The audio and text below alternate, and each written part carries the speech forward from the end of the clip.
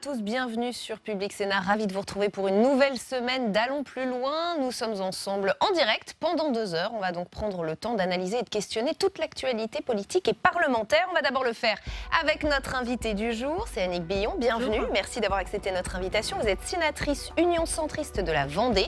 Vous réagirez notamment à cette proposition de loi de Bruno Retailleau pour interdire les listes communautaristes aux municipales. Durant ces 2 heures, nous irons, comme tous les jours, en salle des conférences pour recueillir les réactions d'autres sénateurs et sénatrices. Et ce sera avec Fanny Conquis aujourd'hui. À tout à l'heure, Fanny. Allons plus loin, c'est aussi le club. 3 intervenants qui ont des choses à vous dire. Aujourd'hui, dans le club, Jean Massier, bienvenue, fondateur d'Acropolis. Et Jean, vous allez faire du fact-checking aujourd'hui. Et oui, absolument. On va parler de cette fameuse proposition de Bruno Retailleau d'interdire les listes communautaristes aux élections. À suivre. Dans le club également, Marie-Pierre Bourgeois. Marie-Pierre, bienvenue. Zoom avec vous sur la commission d'enquête sénatoriale autour de l'incendie de Lubrizol. On va parler d'un PDG américain qui est reçu demain dans la maison. Et il est très attendu. Et je disais Marie parce qu'il y a vraiment une Marie, c'est Marie Brémaud. Bienvenue Marie. Vous êtes notre spécialiste Europe et j'ai envie de dire, on va parler du Brexit. Et oui, on va aller un peu plus loin dans l'absurdité ce soir. Allons plus loin dans l'absurdité, c'est un beau programme. Dans une demi-heure, Sénat en clair. Nous reviendrons sur le mouvement à la SNCF du week-end. Il est parti du droit de retrait lié à des problèmes de sécurité, mais beaucoup parlent d'un avant-goût du mouvement social contre les retraites. Grève SNCF, ce n'est qu'un début. Hashtag ALPL si vous avez envie de réagir sur Twitter. Avant cela, cette proposition de loi du patron des sénateurs LR. Donc, il veut faire interdire les listes communautaristes aux municipales. Principale cible, l'Union des démocrates musulmans. Je vous demanderai votre position dans un instant. Annick Billon, d'abord les détails avec Béatrice Finzan. Il souhaite déposer une proposition de loi pour interdire les listes communautaristes aux élections. Bruno Retailleau l'a annoncé dans le journal du dimanche. Nous proposons d'interdire tout financement public d'un mouvement communautariste qui ne respecterait pas les principes de souveraineté nationale et de laïcité. Pour la droite, ces listes existent déjà, notamment en Seine-Saint-Denis. Lors des élections passées, on a vu effectivement fleurir un certain nombre de listes ou de candidats qui manifestement n'avaient pas en partage les valeurs de la République. La question sur ce sujet, ça va être la qualification juridique de ces listes ou de ces candidats. Et là, c'est d'une extrême difficulté. Et même lorsque nous l'aurions qualifié, je pense que certains seront suffisamment habiles pour contourner le cadre juridique que nous aurons pu instaurer. Pour l'heure, les conseillers municipaux ne sont pas soumis à une obligation de neutralité religieuse. Parmi les partis existants, l'Union des démocrates musulmans français ne se sent pas visée et réaffirme son caractère laïque. Nous sommes un parti laïque et qui œuvre pour la concorde nationale, pour qu'une partie de la population ne soit pas en permanence stigmatisée. Mais c'est dans une optique réellement de concorde nationale et de citoyenneté généralisée. Donc nous sommes en fait une bonne nouvelle pour la démocratie, puisque nous allons permettre à tous les Français de s'exprimer, et en partie ceux qui sont justement actuellement stigmatisés pour des questions de bout de tissu. L'Union des démocrates musulmans français a obtenu 0,13% des voix lors des élections européennes et plus de 10% dans 50 bureaux de vote du pays. Pour contrer ces listes, Sébastien Lecornu préconise la mise en place de fronts républicains locaux au moment des élections et une fois les maires élus. Allons plus loin donc avec vous d'abord, Annick Billon, je le disais, sénatrice Union centriste de la Vendée, présidente de la délégation aux droits des femmes et à l'égalité des chances entre les hommes et les femmes. Faire interdire les listes communautaristes aux municipales, cette idée de Bruno Retailleau vous paraît pertinente, utile, efficace ? Alors déjà, je pense que la religion n'est pas un problème. En soi, la religion, c'est la liberté de chacun de croire ou de ne pas croire. Aujourd'hui, le véritable problème, c'est l'utilisation qui est faite de la religion en politique. Donc, il faut faire la différence entre les listes communautaires et les listes communautaristes. Déjà, là, c'est déjà un petit peu compliqué. Comment on va faire cette distinction ? Alors, évidemment, si des listes communautaristes, c'est fait pour donner, prioriser des droits uniquement pour une partie de la population, non, on ne peut les accepter. Il faut que ces listes, on doit préserver l'unité nationale. C'est ça qui est important. Et quelle différence avec les listes communautaires, peut-être, pour nos téléspectateurs ? La liste communautaire n'a pas cette notion de radicalisation. En réalité, les listes communautaristes, il y a une notion de radicalisation. Donc non, aujourd'hui, on ne doit pas favoriser, on ne doit pas accepter des listes communautaristes parce que la religion ne doit pas permettre de se soustraire à la loi. La religion, elle doit être en dehors.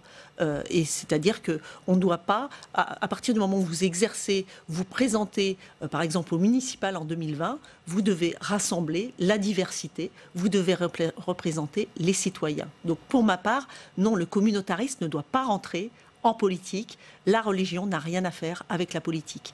Aujourd'hui, il y a trop souvent tendance à utiliser la religion pour faire de la politique. Cette idée de Bruno Retailleau intervient à un moment bien particulier. À partir de mercredi au Sénat, vous allez examiner une proposition de loi sur la neutralité religieuse des parents accompagnateurs de sorties scolaires. Quelle est votre position à vous ? Alors, c'est un sujet évidemment très compliqué. Le voile, comme il était porté il y a 20 ans, n'est plus le voile comme il est porté aujourd'hui. C'est pas parce qu'il y a une femme voilée qu'elle est considérée, elle doit être considérée comme islamiste.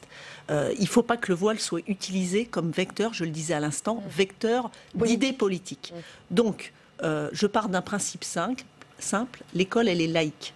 À partir du moment où vous êtes dans une école laïque, eh bien, ce qui se passe dans l'école doit respecter les principes de laïcité. On a entendu Françoise Cartron et Philippe Dallier proposer le fait qu'il y ait carrément plus d'accompagnateurs, c'est-à-dire plus de parents accompagnateurs, mais que ce soit la mairie qui fournisse les accompagnateurs. Alors, j'ai entendu leurs propositions.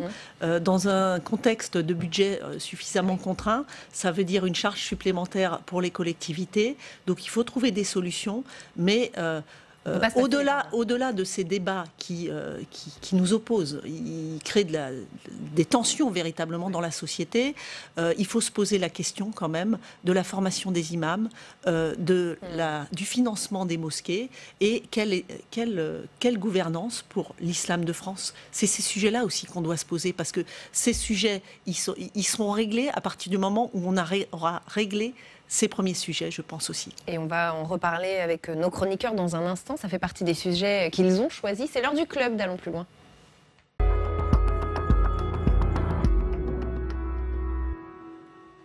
Dans le club aujourd'hui, Jean Massier, Marie-Pierre Bourgeois, Marie Brémaud. Bienvenue donc à tous les trois. Et Jean, je le disais, vous allez faire du fact-checking. Aujourd'hui, on reparle de Bruno Retailleau. Bruno Retailleau, c'est pas n'importe qui. Bruno Retailleau, c'est le patron du groupe majoritaire ici au Sénat, le groupe Les Républicains. Et donc, il a annoncé la semaine dernière qu'il allait déposer une proposition de loi pour, je cite, interdire les listes communautaristes aux élections, qu'il accuse, je cite, de faire sécession avec la République. Évidemment, on se doute que cet élu qui vient de Vendée, comme vous, Madame Billon, cet élu vendéen, il ne vise pas particulièrement les listes communautaristes chrétiennes, non, lui c'est plutôt les musulmans qui composent, je le rappelle, un peu plus de 5% de la population ici en métropole. Évidemment, cette proposition de Bruno Retailleau, elle tombe pas à n'importe quel moment. On est dans une séquence politique où la République en marche est en train de faire un véritable hold-up sur la question de l'immigration en cette rentrée, et au même moment, le Rassemblement national a réussi à imposer un énième débat sur le voile à la faveur d'un triste esclandre au Conseil régional de Bourgogne-Franche-Comté. Et voilà donc le chef de file des Républicains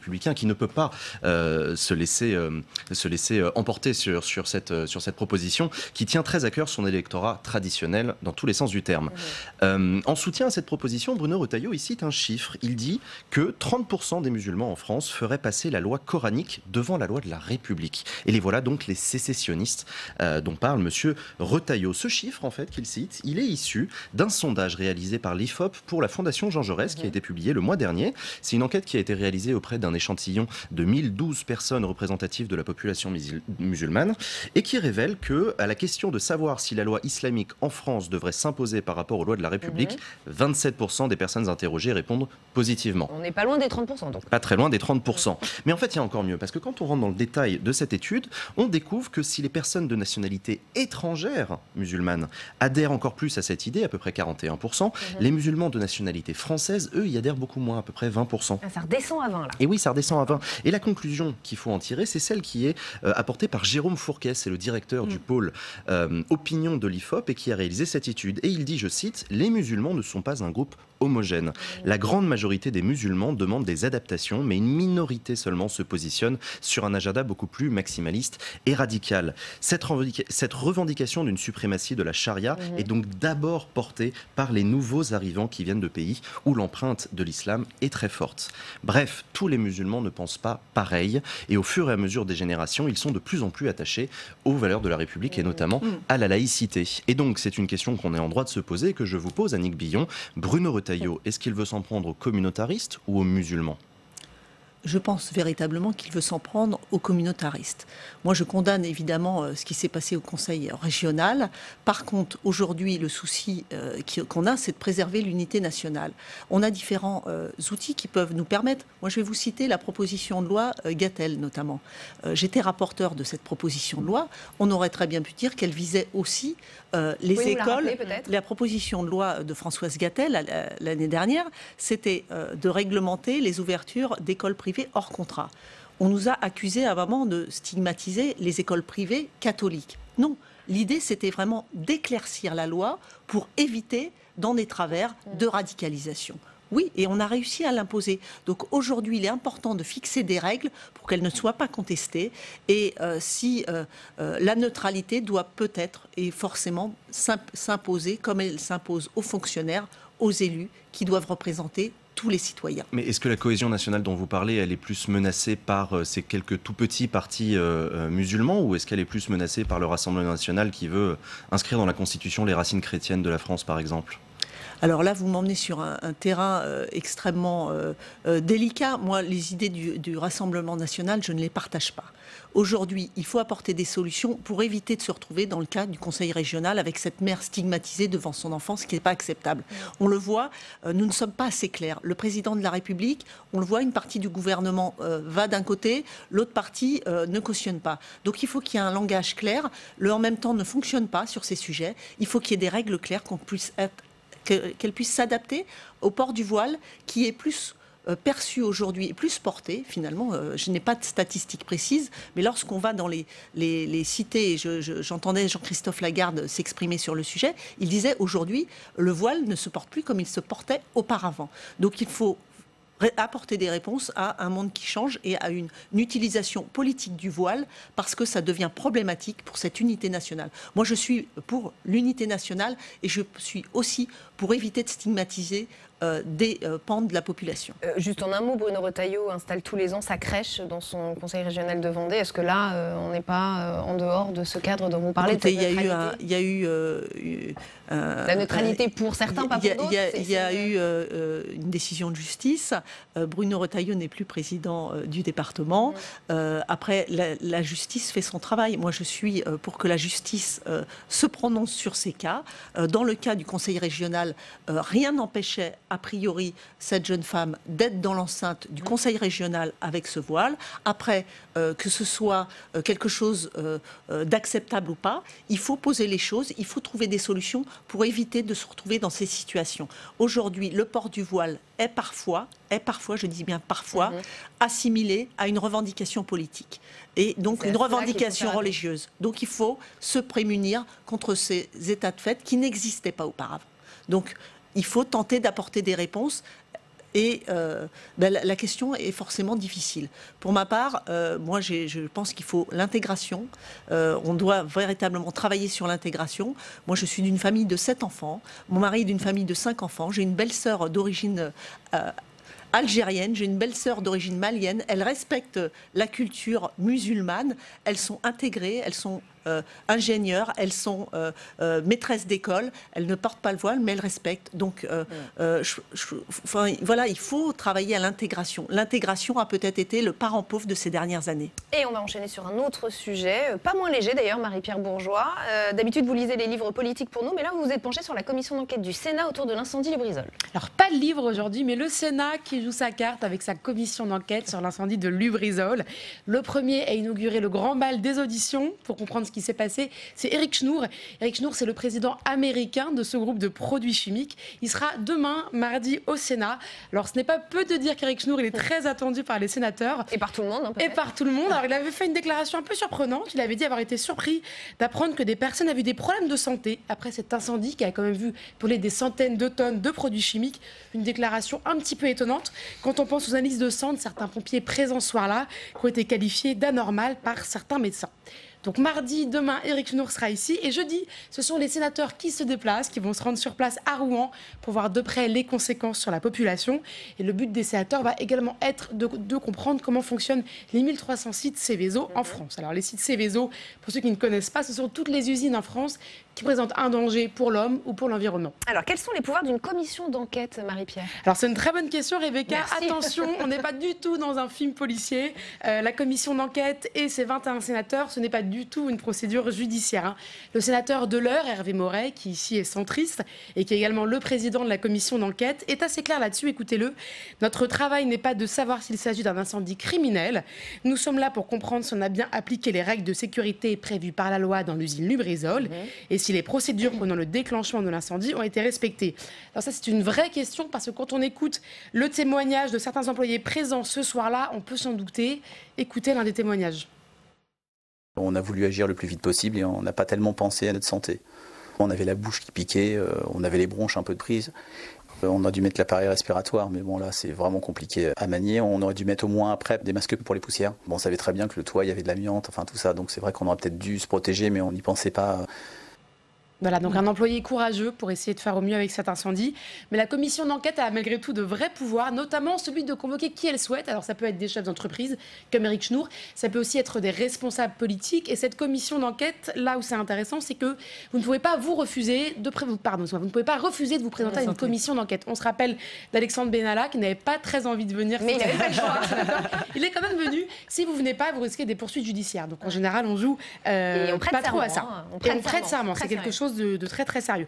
Au-delà de Rouen, les sénateurs ont essayé également de répondre à l'une des grandes questions qui est la suivante. Est-ce qu'un incendie de ce type-là peut se reproduire ailleurs dans l'Hexagone? Et si oui, comment éviter qu'un tel incident soit dangereux pour la population? Alors ça, c'est des questions pas franchement accessoires, hein, dans la mesure où il y a 700 sites qui correspondent à ceux de Rouen, c'est-à-dire avec des produits chimiques dangereux et au cœur des villes. Voilà. Pour répondre à toutes ces interrogations, on va avoir deux personnes qui sont très attendues ici au Sénat. Il y a Agnès Buzyn, bien sûr, la ministre de la Santé, et puis Elisabeth Borne, la ministre de la Transition écologique. Elles vont être entendues dans les prochaines semaines. Le Sénat veut aller vite, très vite. On ne sera pas du tout dans un train de sénateurs. L'idée, c'est de rendre les conclusions assez rapidement. Agnès Buzyn, qui sera l'invité d'audition publique tout à l'heure sur Public Sénat à 19h. Vous en attendez quoi, vous, de cette commission d'enquête, Annick Billon? Déjà, je pense que c'est important que cette commission d'enquête se passe au Sénat. Catherine Morin-Desailly, qui habite Rouen et qui était à proximité du site, a compris le drame qui se passait quand même sur ce site. Il y a eu des défaillances, à la fois peut-être dans les procédures, on l'a vu avec le témoignage du salarié, mais il y a eu des défaillances aussi dans le circuit de l'information, c'est-à-dire que le préfet et les communes, les maires n'ont pas été informés très rapidement des mesures à prendre, s'il y avait des mesures. Donc il y a eu un certain nombre de défaillances qui ont fait qu'il y a eu... la population a été, finalement, a eu le sentiment qu'on lui cachait des choses. Donc vous l'avez souligné, il y a un certain nombre de sites Seveso qui se trouvent à proximité d'habitat, plus de 700 je crois. Hein. Donc il faut véritablement dresser un état des lieux de cet incident, de cet accident majeur pour éviter que dans d'autres villes un tel drame se produise. Il y a eu une certaine cacophonie gouvernementale aussi. Est-ce que vous diriez que ça a pu décrédibiliser la parole publique là aussi? Eh bien, lorsqu'on communique et qu'on est au gouvernement, il faut être sûr de ce qu'on communique. Donc parfois, je comprends que dans l'urgence, il soit compliqué d'apporter des réponses immédiates. Donc quand on ne connaît pas les réponses immédiates, parfois se taire, c'est parfois aussi une bonne communication. Parce que dire qu'il n'y avait pas de danger, alors qu'on le voit avec ce témoignage du salarié, ça ne correspondait pas à la réalité, ça ne correspondait pas aux gens qui ont les yeux qui piquent, qui ont la gorge qui gratte, et non pas par un rhume. Donc il y avait forcément de l'inquiétude. Ce sont des sites Seveso, ne l'oublions pas. Des sites Seveso, ils ne sont pas classés Seveso juste pour faire plaisir à l'autorité étatique. C'est parce qu'il y a un réel danger. Donc il faut se prémunir pour l'avenir, d'éviter à la cacophonie, d'avoir les bonnes informations. Les maires doivent être le relais du préfet. Ils doivent être en information. Dès que le préfet a des informations, ils doivent les communiquer à ses maires. Et la population, dans les systèmes d'alerte, systèmes d'information, doit pouvoir avoir accès à cette information pour sa santé et pour savoir ce qu'elle est en capacité de faire ou de ne pas faire dans les heures et les minutes qui suivent.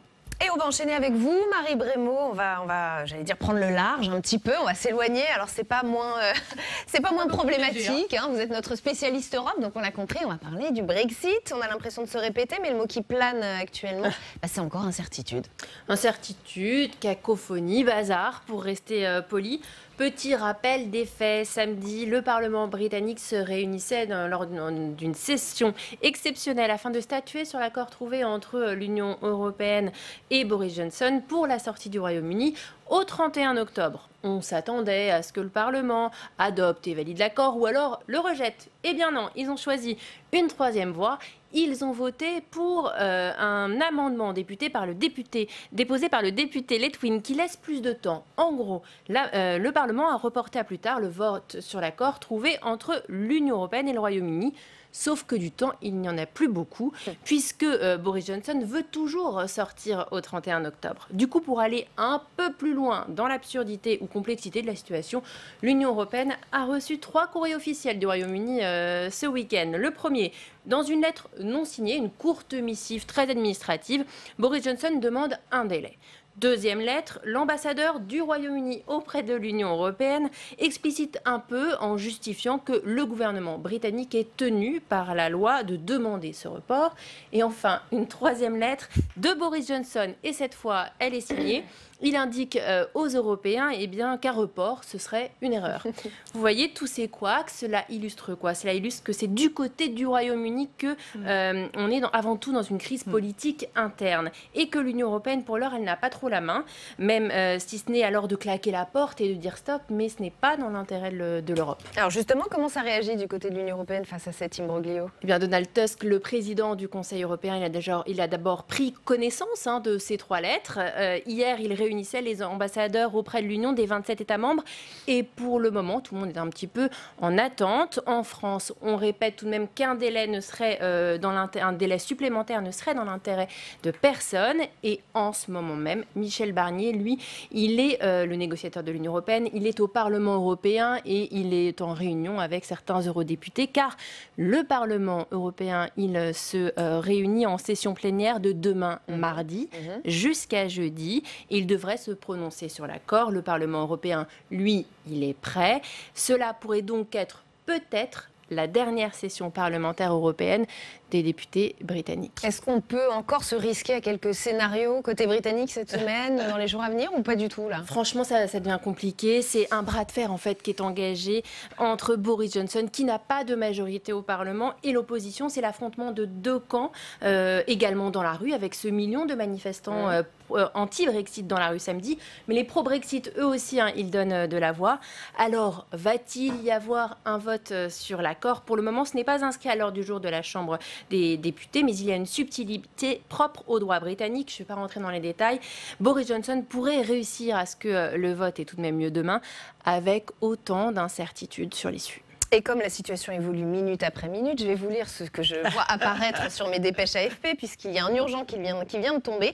Le président de la Chambre des communes a refusé de soumettre au vote des députés lundi l'accord de Brexit conclu entre Londres et l'Union européenne, expliquant que la motion avait déjà été examinée samedi. Ça, voilà pour la toute dernière info. C'était assez attendu, mais il y a une subtilité dans le droit britannique qui fait que Boris Johnson pourrait réussir quand même à ce qu'il y ait une discussion demain à la Chambre autour de cet accord. Donc on se lance tout dans des études de droit britannique en fait, du droit national. C'est des subtilités juridiques dont je ne vais pas rentrer dans les détails, mais il est possible qu'il y ait quand même un vote demain ou dans les jours qui viennent. Annick Billon, c'est à n'y rien comprendre, on en sourit, mais est-ce que c'est vraiment drôle la situation? Alors c'est un feuilleton qui dure depuis 3 ans, qui est quand même révélateur de dysfonctionnements certains au niveau britannique.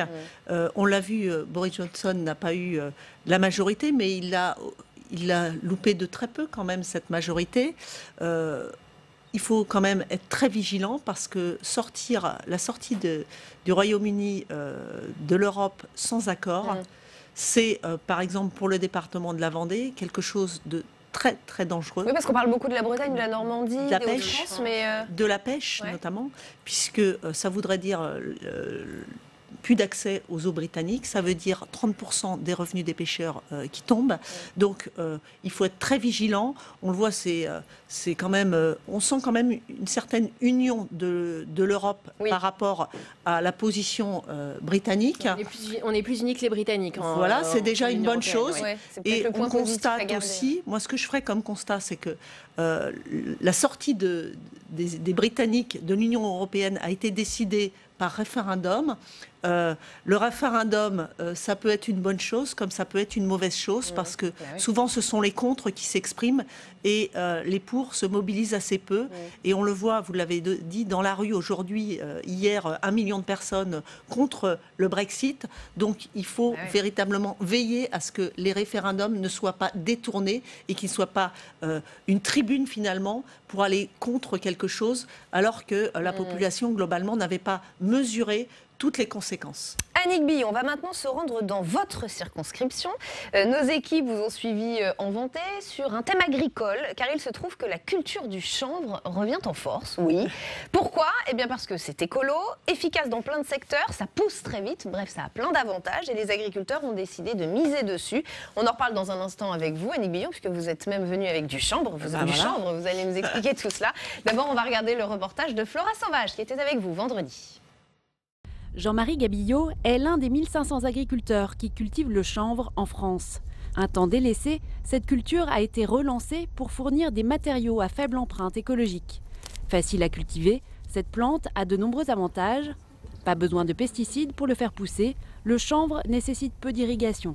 Une fois que votre chanvre est récolté comme il est là, quand on va semer notre blé, le désherbage est beaucoup plus facile. Et on ne sait pas toujours l'expliquer pourquoi. Ceci dit, on le remarque, c'est systématique. Derrière un champ de chanvre, on est moins embêté. Autre avantage du chanvre, des gains de rendement sur les cultures suivantes. Sur les parcelles de chanvre, on a systématiquement un gain de rendement sur le blé qui suit derrière. Entre 500 kg et 1 tonne, selon les années. Dans cette usine de Saint-Gemme-la-Plaine, près de La Roche-sur-Yon, on transforme la matière première en isolant pour le secteur du bâtiment et pour le marché automobile. La coopérative emploie 45 salariés et produit 15 000 tonnes d'isolants par an. Sénatrice de Vendée, Annick Billon s'intéresse à ce secteur en plein boom. Dites-moi la différence chimique entre le chanvre et le cannabis. Le cannabis contient du THC à des niveaux très élevés. Donc, c'est quoi très élevé ? C'est la substance en fait psychotrope dans le chanvre. Donc ça, c'est la molécule qui amène cet effet euphorisant. Hein. Donc ça, c'est ce qu'on appelle le THC. Donc on va pas se marier aujourd'hui, on va pas en voir. Non, vous pouvez en fumer tant que vous voulez, il n'y a rien à faire. Et nous, c'est un chanvre industriel, donc avec des semences qui sont faites pour ne pas dépasser cet taux de THC. Donc 0,3, c'est rien. On peut fumer 1 hectare de chanvre, vous serez toujours le métard. Construction automobile, secteur alimentaire, cosmétique, litière pour animaux, le chanvre a de nombreux débouchés. Là, on va retrouver la paille qui vient de chez des producteurs. C'est une paille assez résistante. Et donc, ce qu'on va faire sur le premier process qui s'appelle le défibrage, c'est cette paille, donc c'est la tige de la plante. La graine, on l'a récoltée pour l'alimentaire. Eh bien, on va la passer dans des broyeurs. Et en la passant dans les broyeurs, on va réussir à casser en fait cette paille. Et l'intérieur de la paille, c'est ce qu'on appelle la chenevotte, qui finit pour le béton de chanvre ou pour le paillage jardin.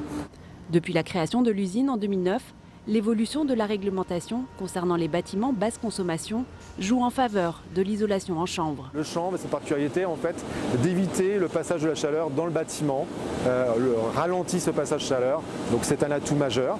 Après, il y a des caractéristiques acoustiques qui sont très intéressantes sur le chanvre. Et puis, le dernier argument, le chanvre qui est un produit naturel gère très bien l'humidité dans le bâtiment. Avec le changement climatique, l'isolation au chanvre est ainsi appelée à se développer. Aujourd'hui, l'habitat n'est pas adapté aux nouveaux épisodes météorologiques que nous connaissons. Donc oui, il faut développer le chanvre, pas forcément avec une contrainte législative, mais par contre, il faut le faire connaître. Et on le voit, c'est zéro déchet là. Le chanvre, c'est zéro déchet. Il y a une utilisation à la fois alimentaire, le bâtiment, on l'a vu, ça pouvait être utilisé aussi dans l'automobile, donc une utilisation très large. Une utilisation très large, mais il reste la question du coût. Par rapport à un isolant traditionnel, le chanvre représente un surcoût de 10%. Alors Annick Billon, tous à la culture du chanvre? Tout à fait. Donc on était dans une coopérative, on était dans la Cavac en Vendée, à Saint-Gemme. La Cavac a décidé, une coopérative d'agriculteurs, en fait 5000 sociétaires. Elle a été créée, cette coopérative, pour les agriculteurs, par les agriculteurs. Et ils ont décidé de se lancer il y a 10 ans, alors que ce n'était pas forcément très dans l'air du temps, d'investir dans une usine pour proposer le chanvre en matériaux isolants, biofibre. Voilà, j'ai ramené. Oui, c'est ça, vous êtes venu avec ramené du chanvre qui ne fait pas rire, mais du chanvre qui isole, c'est ça. Et c'est vrai que c'est quelque chose qui se développe aujourd'hui. On l'a dit, vous l'avez dit dans la fin du reportage, c'est un petit peu plus cher. Ok, sauf que vous avez des fonctions nouvelles qui sont notamment l'isolation. En période de froid, mais aussi de grosse chaleur. Ce qui veut dire qu'on va éviter aussi d'utiliser des climatiseurs, comme on est obligé de le faire depuis ces épisodes caniculaires que nous avons connus ces dernières années, notamment l'été dernier, l'été précédent, donc avec des propriétés très différentes. Et aussi, ça démontre l'agriculture comme on la voit rarement aujourd'hui dans les médias, c'est-à-dire une agriculture qui innove, une agriculture qui est respectueuse de l'environnement, avec, comme le disait l'agriculteur Monsieur Gabillot, moins d'entrants, pas d'entrants pour l'exploitation du chanvre, donc pas d'intrants, et après, moins d'intrants pour les cultures, puisqu'il y a une rotation nécessaire, une rotation obligatoire en termes de culture. Un minimum de 3 ans est espacé entre chaque culture de chanvre, et donc ça favorise aussi la biodiversité. Donc à l'heure où l'agribashing est à la mode... Ils manifestent demain, les agriculteurs, ils souffrent de cet agribashing. On va même y consacrer un débat tout à l'heure. Donc moi, j'ai souhaité privilégier ce sujet parce que la Cavac, cette coopérative d'agriculteurs, c'est énormément d'agriculteurs engagés dans des démarches durables, dans des démarches d'innovation. Ils innovent à la fois un process industriel, ils apportent des solutions en termes de transition énergétique. Donc il faut mettre en valeur ces agriculteurs qui travaillent dans le sens qui est demandé par les consommateurs. Et n'oublions pas qu'on a l'agriculture quand même la plus respectueuse de l'environnement, c'est montré dans diverses études. Et le mot est donné. Merci infiniment Annick Billon d'avoir été notre invitée dans Allons plus loin aujourd'hui. Merci à tous les trois d'avoir fait partie de ce club. J'espère vous y revoir très bientôt. Tout de suite, c'est Sénat en clair.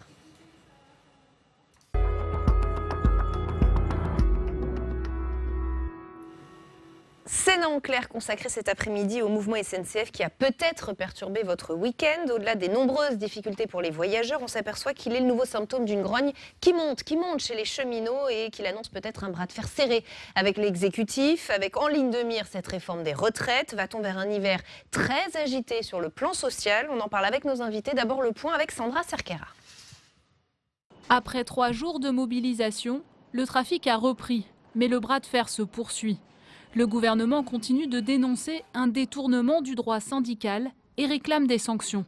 Quand on a des trains de nuit, des trains intercités, des RER, ça n'est absolument pas le même matériel, ça n'est pas la même organisation qui n'ont pas circulé, on n'est pas dans le droit de retrait. Les procédures qui existent pour permettre aux salariés, aux cheminots d'exercer leurs droits dans le respect des usagers, avec notamment des préavis où on peut prévenir à l'avance les gens que les trains ne vont pas circuler, n'ont pas été respectés. De leur côté, les syndicats accusent le gouvernement de jouer la surenchère et continuent de défendre le droit de retrait à la suite de l'accident survenu mercredi soir sur un passage à niveau dans les Ardennes, faisant 11 blessés. Il y a déjà 2 inspecteurs du travail dans la région pour la Champagne-Ardenne et pour l'Alsace qui ont validé effectivement la légitimité des droits de retrait, et même en Alsace, ils recommandent que sur ce matériel, le conducteur soit accompagné par un agent de contrôle.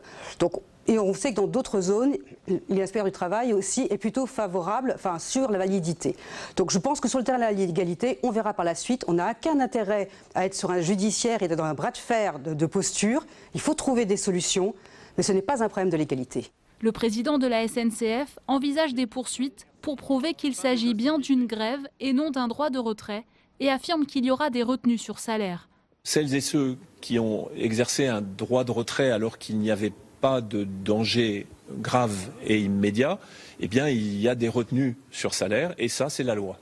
Tous les billets seront remboursés à 100% et grande nouveauté, un fonds d'indemnisation doté d'1 million d'euros sera créé pour compenser les dommages exceptionnels subis par les usagers.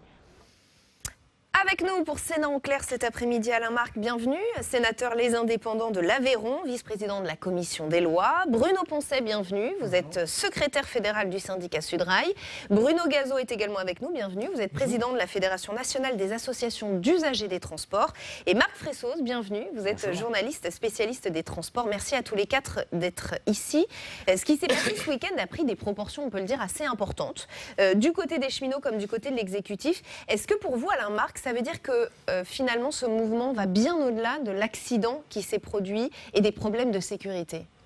J'imagine qu'il va bien au-delà de cela, qu'il faille redéfinir ce qu'est un droit de retrait. Sans doute faut-il le faire, parce que, en l'occurrence, je ne sais pas si au niveau du droit de retrait, on lit tous la même chose, mais pour ce qui est du caractère effectivement urgent, immédiat, et puis de danger imminent, cela me semble quand même un petit peu... Ça a occupé pas mal de juristes tout le week-end. Hein. Bon, ça a occupé des juristes, mais au-delà de ça, je pense que sans doute faut-il se parler, et c'est sans doute l'objet de ce plateau.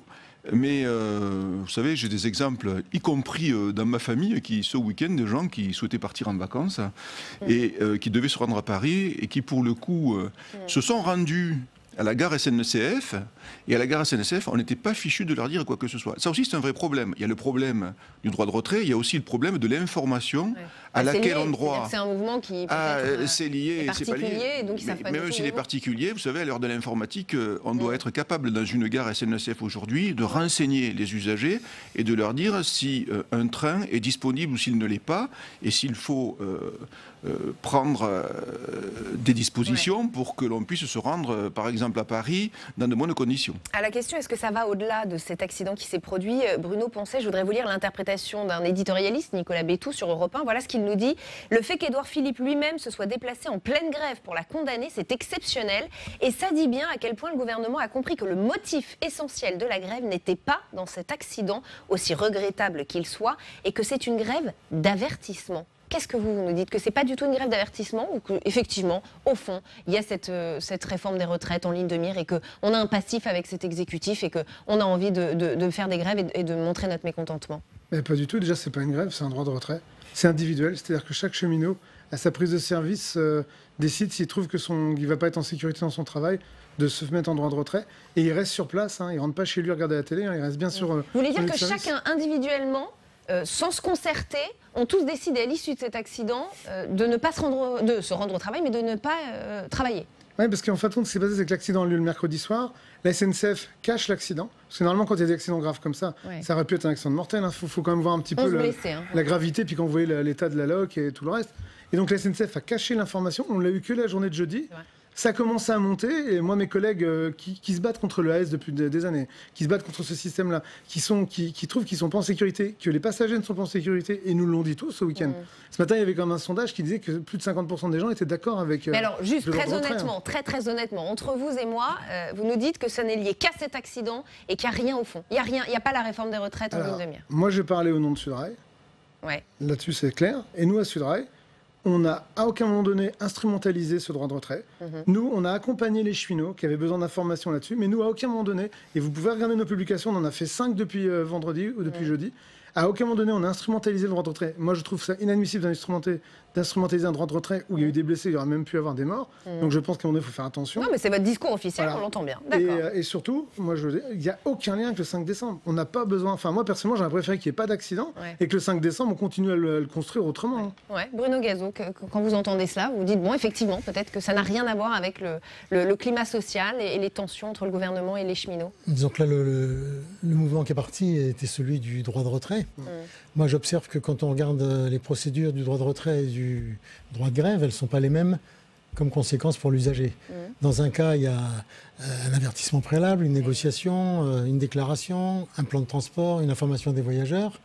même si c'est pas parfait, parce que la SNCF, même dans la dernière grève, sortait les plans de transport 12 heures avant et pas 24 heures avant. Enfin, il y avait quand même une information. L'usager peut prendre les devants et se préparer. Là, les usagers ont été mis devant le fait accompli subitement. C'est ça qui est terrible. Et c'est vécu comme une manque de respect quand même. Je le dis parce que vous parlez souvent de respect, mais la violence de la soudaineté. De la soudaineté, c'est très dur à vivre. Et les gens l'ont mal vécu quand même. Marc Fressos. Je pense que évidemment, il y a plusieurs choses en toile de fond. Et dire que c'est juste un accident de passage à niveau qui a mis le feu aux poudres, c'est un peu court. On peut dire droit de retrait pour le droit de retraite. Évidemment, si on fait un jeu de mots, c'est que en toile de fond arrive la réforme de retraite. Mais tout le monde en est persuadé, mais M. Poncet nous dit ici sur ce plateau, il y a aussi, oui, parce que c'est un peu le jeu. Mais il y a aussi, au 1er janvier, une grosse réforme de la SNCF, un grand chamboulement, puisque à partir du 1er janvier, la SNCF devient une société anonyme. Les agents SNCF ne seront plus recrutés sous le statut de cheminot, mais ce seront des CDI. Donc ça aussi, c'est assez traumatisant. Et puis, je dois dire aussi qu'il y a un moment précis là, durant lequel ce droit de retrait arrive, c'est qu'il y a un interrègne au sein de la SNCF, à la tête de la SNCF. C'est-à-dire que le président qui est en poste depuis une dizaine d'années, Guillaume Pépi, voit son mandat s'achever dans les semaines qui viennent. Et le 1er novembre, un nouveau président arrive qui s'appelle Jean-Pierre Farandou. Et Jean-Pierre Farandou... donc c'est une manière de marquer son territoire, oui, c'est une manière même d'adhérer au discours de Jean-Pierre Farandou, de façon un peu particulière, puisqu'il a été auditionné, avant d'entrer en fonction, il a été auditionné devant le Parlement, le Sénat notamment, et il a dit « je vais remettre le ferroviaire au centre du jeu, c'est-à-dire je vais conforter l'ADN de la SNCF et je vais peut-être corriger les défauts que Guillaume Pépi a laissé se développer. » Donc les cheminots disent « ok, chiche ». Dans ce climat, est-ce qu'il faut s'attendre à un hiver social chargé et tendu? Parce que je ne vous cache pas que les usagers notamment se posent la question. Avant de vous poser la question, je voudrais qu'on interroge Fabien Gay, sénateur communiste, est en salle des conférences avec vous, Fanny Conquis. Fabien Gay, merci d'être avec nous sur Public Sénat. On le sait, il y a déjà une manifestation qui est prévue le 5 décembre prochain à l'appel de plusieurs syndicats. Est-ce qu'il faut se préparer à un hiver social chargé? Certainement, mais ça dépend du gouvernement. Parce que je rappelle que ce qui s'est joué là n'est pas une grève inopinée, comme on a entendu de la part du gouvernement ou de la direction de la SNCF. Bien sûr, ce gouvernement détruit le Code du travail. Il avait même oublié qu'il est resté encore quelques pages, notamment la question de l'article L4131-1 sur le droit de retrait. Donc ce qu'ont fait les cheminots, c'est un droit de retrait sur nos questions de sécurité, pour nous les usagers, et pour eux en tant que cheminots. Parce que je rappelle que mercredi dernier, c'est un accident grave. Il y a eu 11 blessés, dont le cheminot qui s'est retrouvé tout seul et qui a dû assurer la sécurité pour tout le monde. Et il y aurait pu avoir un suraccident. Donc aujourd'hui, on a eu quand même un gouvernement, une direction qui n'a pas voulu répondre aux questions de sécurité, qui a joué avec le feu, qui a voulu enflammer les choses. Donc les cheminots ont fait jouer naturellement leur droit de retrait et ils ont annoncé que le 5 décembre, ils seraient en grève. Voilà, et là la question ce sera la réforme des retraites notamment. Non, je crois qu'ils l'ont dit que ça serait la question aussi de la sécurité. Et la sécurité avant tout. Les réformes successives qu'on a eues depuis maintenant tant d'années, dont la dernière qui préparait l'ouverture à la concurrence et la privatisation future de la SNCF, rône sur quoi? Rône sur notre sécurité au quotidien. Mais quand je dis ça, ce n'est pas les grèves ou le droit de retrait qui pénalisent les usagers au quotidien. Moi, je suis usager du RERB. Chaque jour, quand je prends le RERB à Blanc-Ménil, il n'y a aucun agent dans la gare. Un jour sur deux. C'est ça que les gens et les usagers voient au quotidien dans les TER partout. Et cette question sociale, notamment la sécurité, va mobiliser pour vous début décembre? Est-ce qu'il faut s'attendre à une très forte mobilisation? Mais c'est aux cheminots et à leurs syndicats d'y répondre. Mais a priori, vu le droit de retrait tel qu'il a été fait pendant 3 jours, j'imagine qu'ils seront nombreuses et nombreux dans la rue le 5 décembre prochain. Il y aura aussi la question de la réforme des retraites. Oui, après il y a beaucoup de questions sociales qui viennent, notamment la réforme des retraites, et de vouloir opposer salariés du public, salariés du privé, en disant que ça serait les cheminots qui seraient forcément aujourd'hui des hommes et des femmes qui seraient des privilégiés. Mais les privilégiés, c'est pas un homme ou une femme qui travaille à 1 500 € et qui ne rentre qu'un week-end par mois chez lui. Ce sont les banquiers, ce sont les grands patrons du CAC 40, ce sont les 1% de ceux qui nous dirigent et qui en font des milliards quand nous, le plus grand nombre est en train de travailler pour petit. Et donc, bien sûr, ces questions sociales seront à l'ordre du jour le 5 décembre. Merci Fabien Gay d'avoir répondu à nos questions sur Public Sénat. Et merci à vous Fanny Conqui pour cette interview en salle des conférences au Sénat. Alain Marc, c'est le gouvernement qui enflamme les choses. Et si il y a un hiver social tendu, ce sera de la faute du gouvernement ? Franchement, je me crois revenu 40 ans en arrière lorsque j'écoutais Georges Marchais, que j'étais gamin. Et d'ailleurs, je me régalais parce qu'il y avait des bonnes passes d'armes à la télévision. Et là, franchement, on se fiche des gens, quoi. On se fiche des gens parce que je crois qu'il faut se mettre à la place des usagers. Et j'ai bien entendu monsieur qui disait que les cheminots, lors du droit de retrait, restaient à leur poste. Alors, il aurait été intelligent, me semble-t-il, et sympathique au moins de les tenir au courant de ce qui se passait. Parce que ce qu'on reproche, c'est pas le fait d'avoir fait le droit de retrait, d'avoir usé de leur droit de retrait ou de faire grève. C'est le fait de ne pas être informé. Et il y a des gens, encore une fois, que je connais très bien, de ma famille, qui devaient venir ici et qui ont eu toutes les peines du monde. Alors ils ont réussi grâce à Air France, à des plans B. Ouais, mais enfin, c'est assez compliqué et assez décevant de la part de gens qui avaient aussi des rendez-vous sur Paris ou ailleurs, d'ailleurs en France, et qui n'ont pas pu se déplacer. C'est ça que nous reprochons. C'est pas tellement après droit de retrait ou droit de grève, bon ça, les juristes trancheront ou d'autres. Mais au-delà de ça, moi je voudrais savoir s'il faut s'attendre, Bruno Poncet, peut-être un hiver social très chargé. Est-ce que vous sentez autour de vous que la tension est en train de monter, qu'il y a une espèce de rancune ? Juste, je vous lis dans le journal La Montagne, attention, cette grève peut en cacher une autre. La peur des agents en matière de sécurité ne suffit pas à expliquer le mouvement. Ces peurs sont celles d'un corps social cheminot à fleur de peau et qui saisit l'occasion de montrer au gouvernement ce qu'il a dans le ventre. Est-ce que le corps social des cheminots est à fleur de peau et est-ce que ça veut dire que l'hiver social sera chargé, tendu ? Là, juste sur ce week-end, vous vous rendez compte que... Oui, je voudrais qu'on aille un peu au-delà de ce qui s'est passé ce week-end. Vous allez voir ce que je vais vous dire, on est en plein dedans. Ce week-end, vous avez comme le gouvernement et l'ex-futur PDG de l'entreprise qui descendent et qui stigmatisent les cheminots qui font leur droit de retrait. Et bien juste derrière, dans la région PACA, un conducteur allant faire son train s'est vu agressé par un futur passager. Et donc, parce qu'à un moment donné, vous les ciblez. Quand on vous parle du corps social cheminot à fleur de peau, mais c'est pire que ça. C'est-à-dire que là, vous avez un président qui représente Brétigny, Egversheim, 50 suicides par an à la SNCF et qui se permet de dire encore une fois, de remettre de l'huile sur le feu. Parler de Guillaume Pépine, président de la SNCF. Et ce matin, il a quand même dit qu'il aimait les cheminots. Ben, les cheminots ne l'aiment pas. Ça fait des années qu'il les détruit, leur métier et leurs conditions de travail. Ouais. Et là, moi, je ne vais pas présager de l'avenir. Moi, c'est pas mon rôle. Là, sur l'histoire de... Oui, mais vous sentez bien autour de vous si la tension est en train de monter. Si on vous dit le 5 décembre, on sera très nombreux. Et je pense que vous, dans votre journal, quand vous voyez ce qui se passe au Chili, en Espagne, partout, vous sentez à un moment donné que ça monte partout. Nous, en France, ça fait quand même des mois et des mois que ça monte. Ou à un moment donné, moi, je comprends pas que des gens en responsabilité, mais comme on peut en avoir tout le temps, mettent de l'huile sur le feu. Il serait quand même temps, à un moment donné. Là, aujourd'hui, si le droit de retrait est appliqué comme ça, c'est que quand on a rencontré l'entreprise vendredi et qu'ils ont dit, voilà, on a des mesures, ils ont mis des mesures sur la table qui n'ont rien à voir avec ce qu'on venait. À aucun moment donné, ils ont dit, bah, écoutez, on va remettre des contrôleurs rapidement dans les trains et on va faire un REX de tout ça, un retour d'expérience, on va regarder. Non, c'est très bien ce qu'on fait, vous inquiétez pas. Mais moi, aujourd'hui, et ce matin, j'ai discuté encore avec des gens dans le train, parce que moi, je prends le train aussi. Moi aussi, ce week-end, j'ai été bloqué. Ouais. Vous êtes aussi un usager. Moi, je suis un usager, et alors, moi, j'aime le train, en plus, je travaille dedans. Mais aujourd'hui, l'histoire, c'est qu'on parle avec les gens ne prennent pas certains trains. Vous avez des agressions caractérisées dans les trains. Dans la région sud-est, vous avez quand même eu des viols dans des trains de nuit, où il n'y avait personne, pas de contrôleur, rien du tout. Donc, à un moment donné, il faut remettre ça en place, et je ne suis pas sûr que moi, les gens, quand vous mettez les choses l'une à face de l'autre, les gens ne vont pas vous dire, oui, effectivement, ils ont raison, parce que moi, j'ai dans certains trains où il y a personne... En fait, usagers cheminots, même combat, quoi. Exactement. Vous dites, Bruno Gazon. C'est-à-dire qu'on sent clairement qu'en ce moment, il y a des problèmes à la SNCF. Et peut-être que les syndicats posent le problème de la sécurité. Plus largement, c'est celui de la présence humaine. Ouais, parce que, alors, dans les trains, il y a différents types de trains. Je pense qu'il y a des trains où il n'y a pas besoin. Dans les TGV, il y a déjà des contrôleurs. En milieu très dense, pratiquement partout en Europe, il n'y a qu'une personne dans le train, mais c'est parce que le train s'arrête toutes les 5 minutes, donc c'est facile de faire accéder les gendarmes ou n'importe qui. En milieu rural, c'est beaucoup plus difficile, ou en périurbain, c'est beaucoup plus difficile.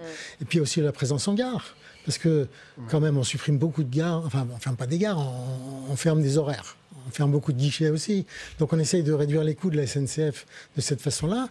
Et puis la SNCF, elle a à faire face aussi au fait que la fréquentation augmente. Quand même, elle a augmenté de 7% l'an dernier, de 7% cette année, en moyenne, ça fait presque 15%. Donc ça ne suit pas. Quelle est la branche industrielle qui connaît cette croissance et qui n'a pas de moyens ? C'est pas possible, il faut donner des moyens à la SNCF. Donc voilà, ça c'est très important, quoi. Et il y a une demande de mobilité, il y a une demande de sécurité. Et moi, je suis bien placé puisqu'on défend les usagers, donc leur sécurité. C'est la première priorité d'un président de fédération, c'est de défendre la sécurité. Mais il y a aussi de répondre à la demande de mobilité qui est très forte et de non-dépendance à l'automobile qui s'est manifestée quand même partout. Donc là, on peut pas, il faut arrêter de fermer les choses. C'est vrai qu'on nous demande de reprendre la voiture, ça suffit. À la hauteur, ça suffit, la politique malthusienne. Je pense que derrière tout ça, on en revient toujours à la question des moyens financiers. Pour faire fonctionner la SNCF, il faut de l'argent. Et jusqu'à présent, on avait établi que l'inflation, la hausse des coûts au sein de la SNCF était de 3% par an, c'est-à-dire le double de l'inflation normale. Et justement, alors il y a une réforme qui arrive, il y a un gouvernement qui a eu le courage, on peut dire, de poser un peu les choses sur la table et de dire on va essayer de changer les choses. Et on va essayer de remettre sur pied la SNCF, sachant qu'en contrepartie, on prend 35 milliards d'euros de dette de la SNCF. C'est le contribuable qui la reprend. Et en échange, on va essayer de faire mieux. Et du coup, il y a la fin du recrutement au statut. Il y a aussi l'ouverture à la concurrence dans les TER.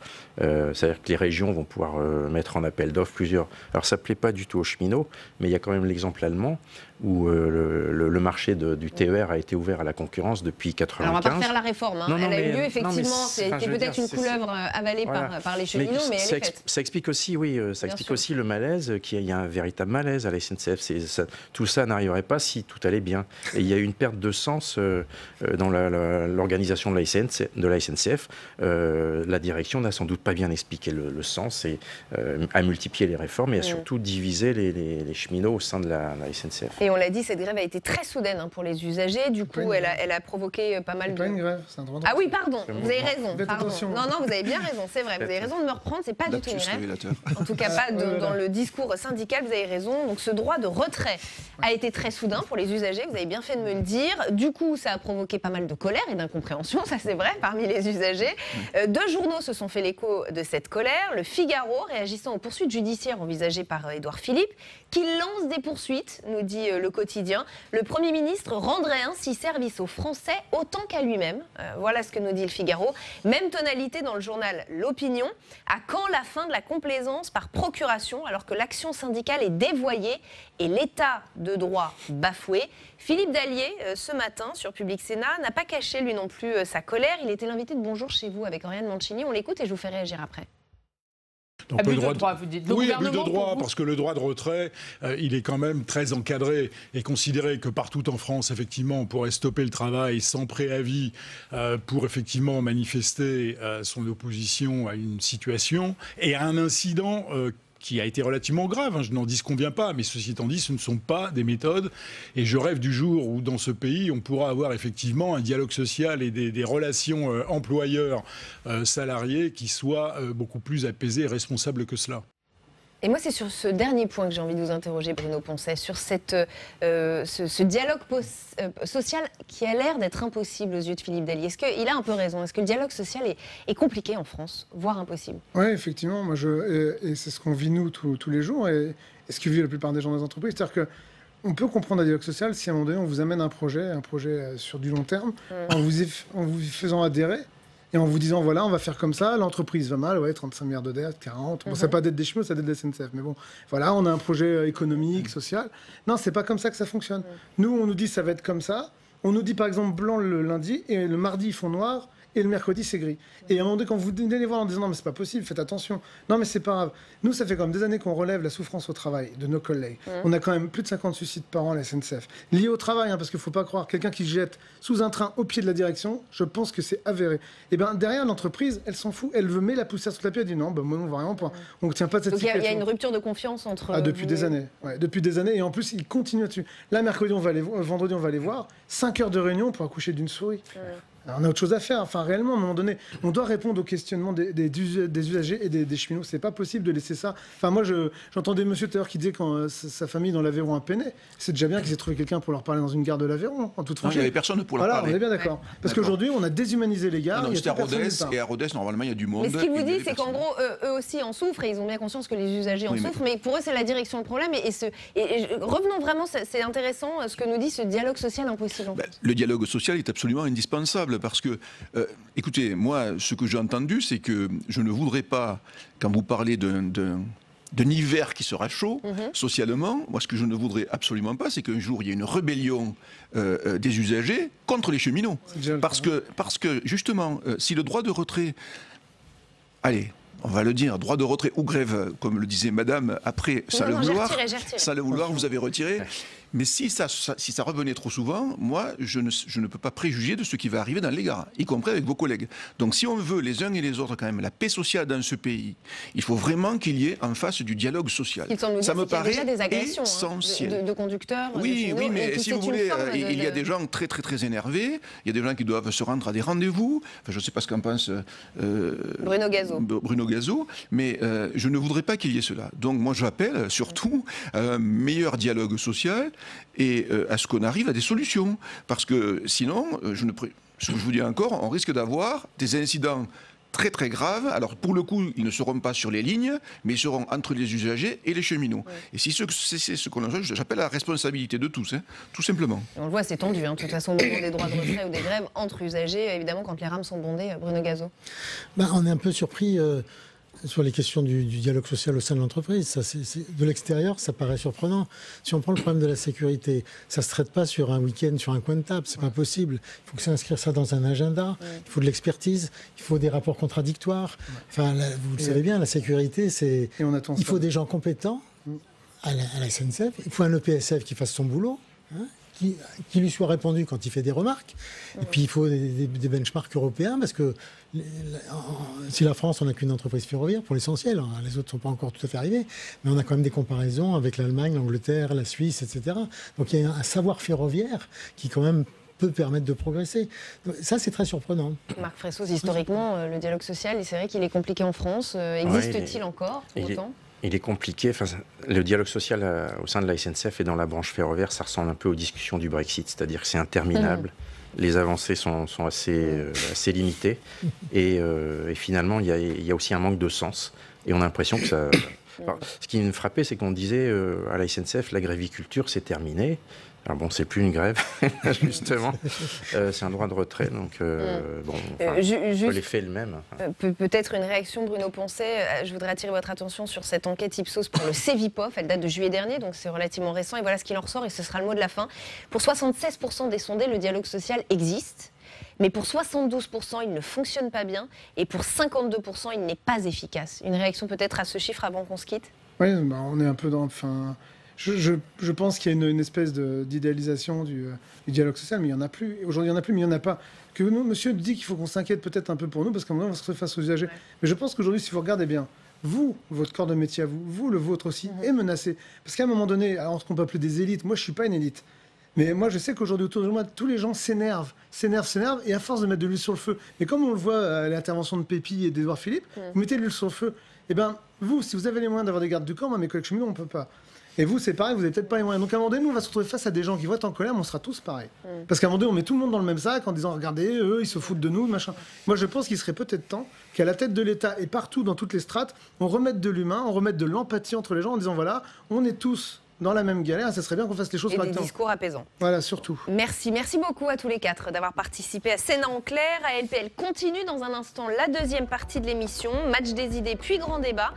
D'abord, retour sur l'invité politique de Bonjour chez vous. Il s'agissait ce matin de Sébastien Chenu, porte-parole du Rassemblement national, qui répondait aux questions d'Oriane Mancini. Il est notamment revenu sur le Brexit.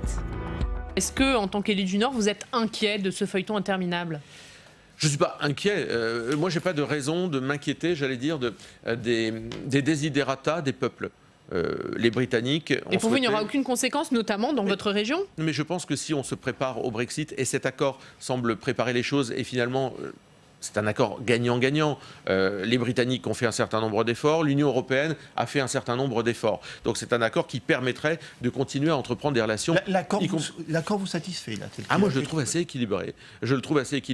Je vois que les Britanniques vont reprendre la main en matière de législation commerciale, frontalière, que c'était quand même des points d'achoppement forts. Et ils vont se libérer d'une sorte de carcan européen dont ils n'étaient pas complètement prisonniers, puisqu'il ne nous a pas échappé que les Britanniques avaient déjà un statut à part dans l'Union européenne, ce qui permet d'ailleurs une sortie en réalité beaucoup plus équilibrée que ce qu'on dit. Mais je pense maintenant qu'il faut aller au bout. Johnson nous a démontré qu'il était un bon négociateur, je crois. Maintenant, il a une problématique très claire avec son Parlement et je lui souhaite à la fois du courage et une certaine dose de plaisir, mais il a un levier lui aussi en main qu'il peut activer, c'est celui des législatives anticipées. Certains réclament un référendum. Johnson, lui, peut aller aux législatives anticipées. Et en tous les cas, à chaque fois qu'on a donné la parole aux Britanniques sur le Brexit ou sur je crois qu'il y a eu des élections, ils ont mis en tête les Brexiteurs, ils ont réaffirmé leur souhait de sortir de l'Union européenne. La voix de la rue reste très forte. À Londres, on l'a vu ce week-end encore. Oui, mais la seule voix qui compte dans une démocratie, et Dieu sait si la Grande-Bretagne porte en elle ce qu'est la démocratie, eh bien, c'est la voix des urnes. Donc Johnson peut aller vers un référendum, mais il peut surtout aller vers des législatives anticipées en disant, voilà, moi je vous demande de me redonner une majorité très claire. Il a ce levier en main, et je pense, je ne suis pas Madame Irma, je pense qu'il aura une majorité pour appliquer un accord qui semble être un accord assez équilibré, il faut bien le dire.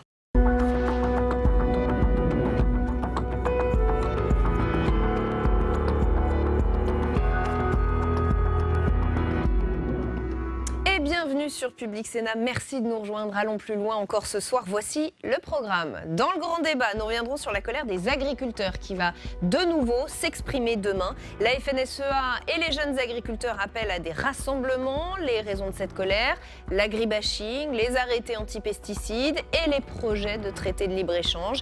Sont-ils trop seuls face à la transition écologique demandée par tous ? #ALPL si vous avez envie de réagir sur Twitter. Durant cette heure, nous irons comme tous les jours en salle des conférences pour recueillir les réactions d'autres sénateurs et sénatrices. Et ce sera avec vous, Fanny Conqui. Oui, on sera avec Xavier Iacovelli, sénateur des Hauts-de-Seine. Il a signé hier une tribune dans le journal du dimanche, une tribune pour demander la création d'un pôle de gauche au sein de la majorité présidentielle. On en parle avec lui dans quelques minutes. Et on en saura plus avec vous. Merci, à tout à l'heure Fanny. Avant tout cela, notre match des idées. Il va donc opposer dans un instant Nathalie Moret à Pierre Jacquemin. On va parler politique et stratégie.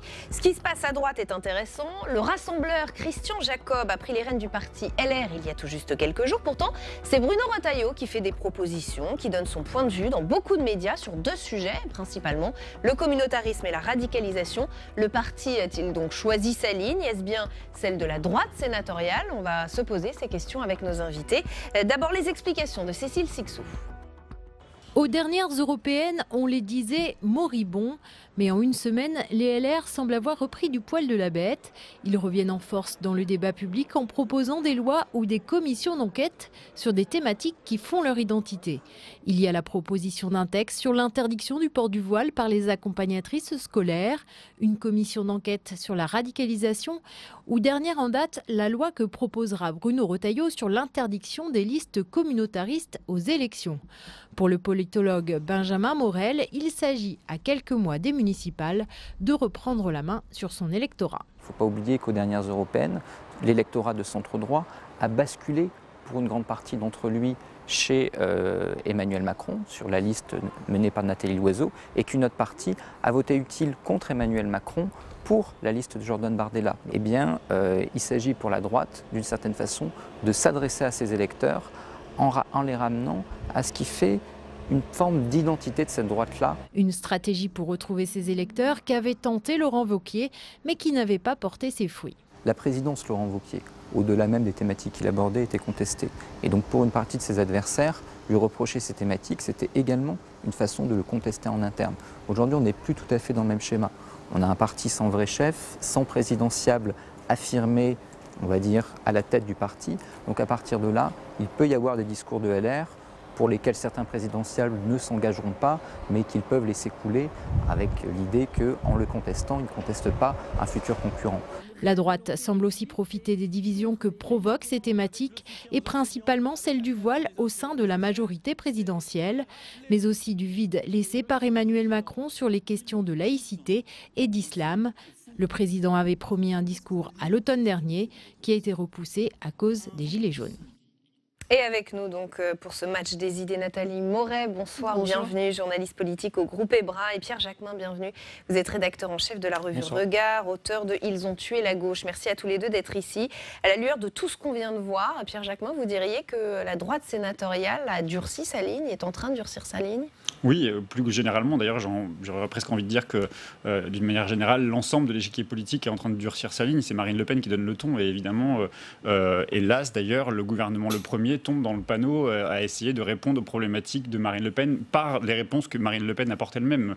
Fermeture des frontières, loi liberticide, loi antiterroriste, débat sur l'immigration, organisé à l'Assemblée nationale. C'est elle qui est en train d'imposer le tempo, et là où je trouve que la droite aurait eu tout intérêt, effectivement, à repenser son logiciel politique, en tout cas sa doctrine et sa colonne vertébrale, c'était sans doute vers un retour justement à la droite sociale humaniste telle qu'on a pu la connaître sous Chirac ou même sous De Gaulle, la droite gaulliste. Et aujourd'hui, je crains qu'effectivement la stratégie qui consiste à courir derrière les pas de Marine Le Pen n'a pas été franchement couronnée de succès, notamment aux dernières élections européennes. On a bien vu que la stratégie qui était celle de François-Xavier Bellamy, qui était une stratégie très conservatrice, très anti presque européenne, hein, parce que c'était même ça qui était question, c'est de ça dont il était question dans le débat. On ne peut pas dire que ça a été très, très, très important. Ensuite, j'entends effectivement les parlementaires, et notamment la sénatrice qui a voulu déposer une loi dans le cadre du débat qui a eu lieu autour de la question du voile. Pour interdire notamment les femmes qui portent un voile. Ça avait été voté au Sénat. Hein, oui, ça a été voté. Mais justement, pour interdire les femmes de sorties scolaires, je trouve que c'est ne pas connaître les réalités des quartiers. Il y a certains quartiers où il n'y aurait pas de sortie scolaire si les femmes, en l'occurrence de confession musulmane, qui portent le voile. D'où cette proposition que ce soit les mairies qui proposent des accompagnateurs et plus de parents. Oui, mais donc ça dépend de quelle société on a envie. Mais si on veut une société qui exclut plutôt qu'une société qui intègre et qui fait participer l'ensemble des citoyens justement à ce que doit être l'école extrascolaire, je pense que voilà, c'est de ça dont il est question, mais la manière dont on stigmatise encore une fois les femmes voilées sans leur laisser d'ailleurs la parole, parce qu'on les a quand même très peu entendues dans ce débat, est assez problématique, et surtout ça les met en danger.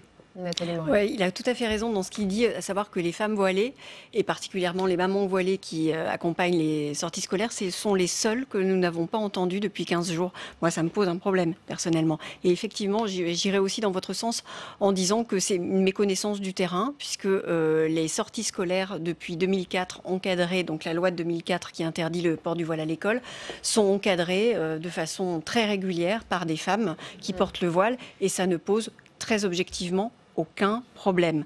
Je pense que dans ce... Alors pourquoi cette stratégie de cette droite sénatoriale qui En fait, on confond deux choses, je pense. On confond le port du voile pour les sorties scolaires qui, dans l'immense majorité des cas, ne pose problème à personne. Et on confond ça, ce fait-là, avec le fait qu'il y a une montée des communautarismes dans plusieurs quartiers. L'un n'est pas le symptôme de l'autre. Mais non, parce qu'encore une fois, ça se passe bien depuis 2004. Donc, et il faut décorréler ça, le fait que ça se passe bien, du fait qu'effectivement, il y a de plus en plus de femmes qui portent le voile, et comme étant le signe d'une radicalisation certaine dans certains quartiers. Mais ce sont deux choses différentes, et forcément qui appellent des solutions différentes. Et comme c'est un débat extrêmement touchy, on ne peut pas en parler dans la société française sans hystériser le débat. Or, il me semble que ce sont des sujets suffisamment graves où on a besoin justement de se poser et d'observer les choses. D'où cette question sur cette prise de position un peu étonnante de la droite sénatoriale qui semble durcir cette ligne, alors que c'était un peu la ligne Wauquiez qu'on pensait qu'on avait tourné C'est pas très étonnant. Il y a deux choses. Il y a d'abord la droite est un parti, au sens le parti LR est un parti complètement à terre. Je vous rappelle qu'ils ont fait 48% du jamais vu aux dernières élections européennes, et que le nouveau patron, c'est Christian Jacob, qui est très étiqueté Assemblée nationale, et en face, il y a quelqu'un qui n'a pas candidaté pour être patron du parti, qui s'appelle Bruno Retailleau, qui est ici patron des sénateurs LR, et qui veut marquer son territoire, parce que lui, il n'a pas dit qu'il ne serait pas candidat à la présidentielle dans 2 ans. Donc on voit clairement, il y a deux choses. Il y a d'abord un problème régalien sur lequel la droite s'est toujours exprimée et de façon assez unanime. Oui, ils sont contre le port du voile pour les sorties scolaires. Et de l'autre, en sous-titre, il y a le leadership de la droite. Oui, Bruno Retailleau ne veut pas donner, ne veut pas laisser le leadership totalement à Christian Jacob. Plus que Christian Jacob, qui est quand même le nouveau patron des LR. Christian Jacob, là, il est en train d'organiser le parti. Il est élu simplement depuis 10 jours. Il a quand même beaucoup de travail dans l'exécutif à faire, l'exécutif du parti. On sent aussi quand même que la perspective des élections municipales participe aussi de cette surenchère à allez, je ne sais pas si on peut appeler ça un racisme anti-musulman, mais au moins une islamophobie rampante, et notamment dans les rangs des parlementaires. Moi, j'ai entendu Éric Ciotti expliquer que le voile était le début du terrorisme. Je ne sais plus quelle était sa phrase exacte, mais cette confusion, en fait, qui consiste à dire islam égale, voile égale islam, égale islamisme, égale terrorisme, est assez grave, ou en tout cas assez dangereuse, je pense. Mais je pense qu'effectivement, la perspective des élections municipales va contribuer à ça. C'est-à-dire qu'Emmanuel Macron, notamment aussi, de son côté, pour le gouvernement, a bien en tête qu'il y a une centaine de villes, notamment des grandes villes de France de plus de 100 000 habitants, je crois que c'est Perpignan, qui pourrait basculer à l'extrême droite, qui pourrait basculer dans les mains de Marine Le Pen. Donc je pense qu'il y a aussi ça qui se joue derrière tout ça, et donc il faut montrer qu'on serait plus responsable. Il n'est pas tombé dans la surenchère concernant le voile des accompagnatrices scolaires. Pour le coup, il s'est bien prononcé contre Emmanuel Macron. Certes, il s'est prononcé contre avec quand même quelques péripéties, ou en tout cas quelques prises de parole individuelles, que ce soit des parlementaires avec Aurore Berger ou Jean-Michel Blanquer, qui alimentent un débat qui n'est pas un débat serein, qui n'est pas un débat que je trouve, en tout cas le débat est pris par le petit bout de la Lordine, c'est-à-dire considérer que le voile serait le danger imminent aujourd'hui en France, alors que la France continue de vendre des armes en Arabie Saoudite. Il faut savoir se poser les bonnes questions. Qu'est-ce qui est le plus dangereux? Qu'est-ce qui est le plus grave? Quel est le danger le plus important? Mais encore une fois, voilà, je pense que cette stratégie n'est pas la bonne, et je crains qu'à gauche, d'ailleurs, quand on entend les parlementaires, je me souviens de Marie-Noëlle Lienemann qui s'était abstenue notamment sur la proposition qui avait été faite de voter pour l'interdiction des femmes qui portent le voile pendant les sorties scolaires. Donc tout ce débat-là n'est pas apaisé, et il n'y a pas non plus d'autres voix dissonantes qui se font entendre. Donc je pense que ça laisse libre cours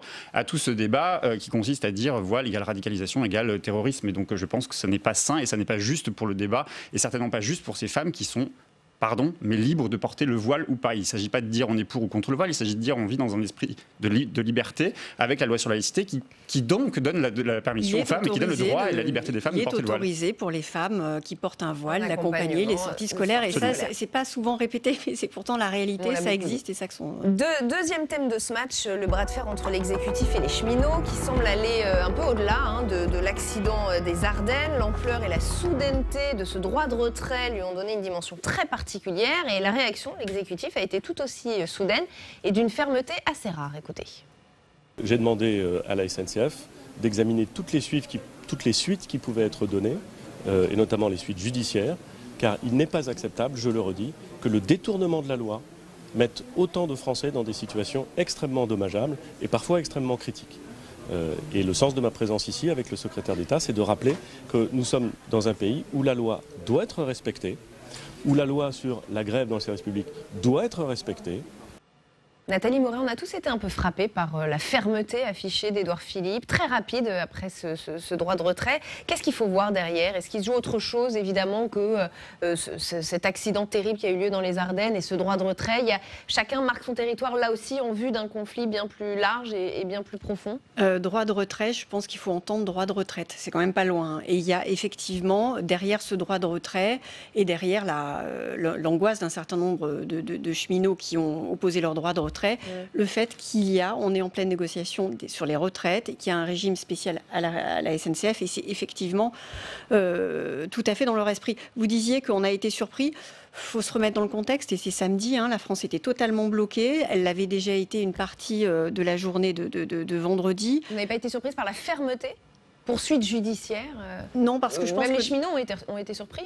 Oui, moi j'ai pas été surprise que le Premier ministre monte complètement au créneau, parce que justement il s'agit d'un droit de retrait effectivement dans les faits que le gouvernement conteste, et dans la mesure où le gouvernement le conteste, il a tout à fait dans son esprit le fait qu'il y a autre chose derrière, et dans cette perspective-là, le Premier ministre voulait absolument stopper court, et en disant attention, on a bien compris ce qui se joue derrière, et nous on est là. Mais parler de sanctions financières, on avait un peu l'habitude, parler de sanctions judiciaires... Mais c'est quasiment mécanique, dans la mesure où il n'y a pas de droit de retrait. si c'est confirmé, il ne s'agit pas pour moi de le dire, ça va être tranché, ça c'est pas tranché, mais s'il n'y a pas de droit de retrait, il y aura forcément sanction financière. Donc voilà, après le gouvernement montre les muscles dans un moment où socialement c'est extrêmement tendu, il est dans son rôle. Moi, je pense que la fermeté, ou en tout cas la rapidité avec laquelle le gouvernement s'est exprimé, a à voir aussi avec une bataille de l'opinion. C'est-à-dire qu'effectivement, le gouvernement a voulu prendre les Français par les sentiments en disant regardez ces méchants gauchistes, ces méchants syndicalistes. C'est pas tout à fait dit, quand même. Je le résume un peu à ma manière, je le confesse. Mais regardez ces méchants syndicalistes qui bloquent les Français qui ne pourront pas partir en vacances. Donc je pense qu'il y a eu cette bataille de l'opinion que le gouvernement a voulu gagner. Maintenant, effectivement, comme bien des mobilisations sociales en ce moment, que ce soit la mobilisation, je pense, en faveur, ou en tout cas dans l'accompagnement des migrants qui viennent en aide aux migrants, on a eu une réponse judiciaire qui s'est faite avec le délit de solidarité. Il y a eu les militants qui se mobilisent pour inaction climatique contre le gouvernement qui se retrouvent devant les tribunaux. Et je pense aux Gilets jaunes, évidemment. Donc réponse judiciaire à tout. C'est beaucoup aujourd'hui. Le politique, les politiques, ceux qui nous gouvernent ne répondent plus par une réponse politique, ils répondent par une réponse judiciaire. Donc ça commence à devenir un tout petit peu problématique, d'autant plus que le débat sémantique sur droit de retrait ou grève aujourd'hui surprise, il y a une réponse qui est apportée. D'abord, c'est le droit du travail. C'est un droit qui est donné aux salariés d'une entreprise quand ils considèrent que les conditions de sécurité ne sont pas réunies. Ils peuvent faire valoir leur droit de retrait. C'est le cas précisément pour la SNCF, puisqu'ils expliquent aujourd'hui que conduire un train tout seul, sans personnel à bord, c'est dangereux. On le voit avec cet exemple-là, effectivement tragique, qui a eu lieu dans les Ardennes. C'est le cas pour les intercités, pour les Ouigo, d'où la position du gouvernement. Bien sûr, mais quand on sait que 70% aujourd'hui des chemins, des TER, 80 même peut-être 80% des chemins, des TER circulent avec une seule personne à bord qui est responsable de tout, qui est donc responsable de la conduite, responsable de la sécurité des passagers et responsable de la plupart des choses, finalement, puisque même la loi qui a été votée il y a un an va maintenant contraindre les conducteurs à enclencher le départ du train. Il n'y aura plus de chef de service dans les gares.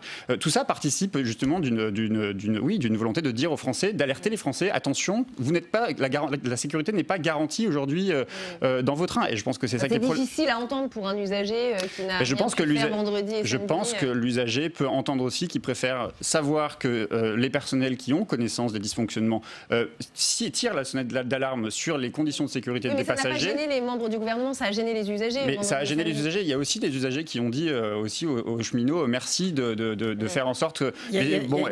Écoutez les cheminots. Moi j'ai entendu des cheminots qui m'expliquaient qu'ils avaient reçu des messages de soutien. Évidemment, il y a un mécontentement et il est logique, le mécontentement, ça passe. Après, les cheminots, ils n'étaient pas responsables de l'accident qui a eu lieu 3 jours avant les vacances. Et une dernière chose, parce que c'est assez important pour le souligner, quand même, l'inspection du travail reconnaît elle-même que le droit de retrait est raisonnable et tout à fait légitime. Même l'Alsace, l'inspection du travail d'Alsace a même demandé à la RATP de ne plus faire circuler les trains avec un seul conducteur. D'ailleurs, la SNCF reconnaît, parce que dans sa mise en demeure, la direction de la SNCF de faire refonctionner les trains, ça a été partout, sauf en région Ardennes, enfin Champagne-Ardenne.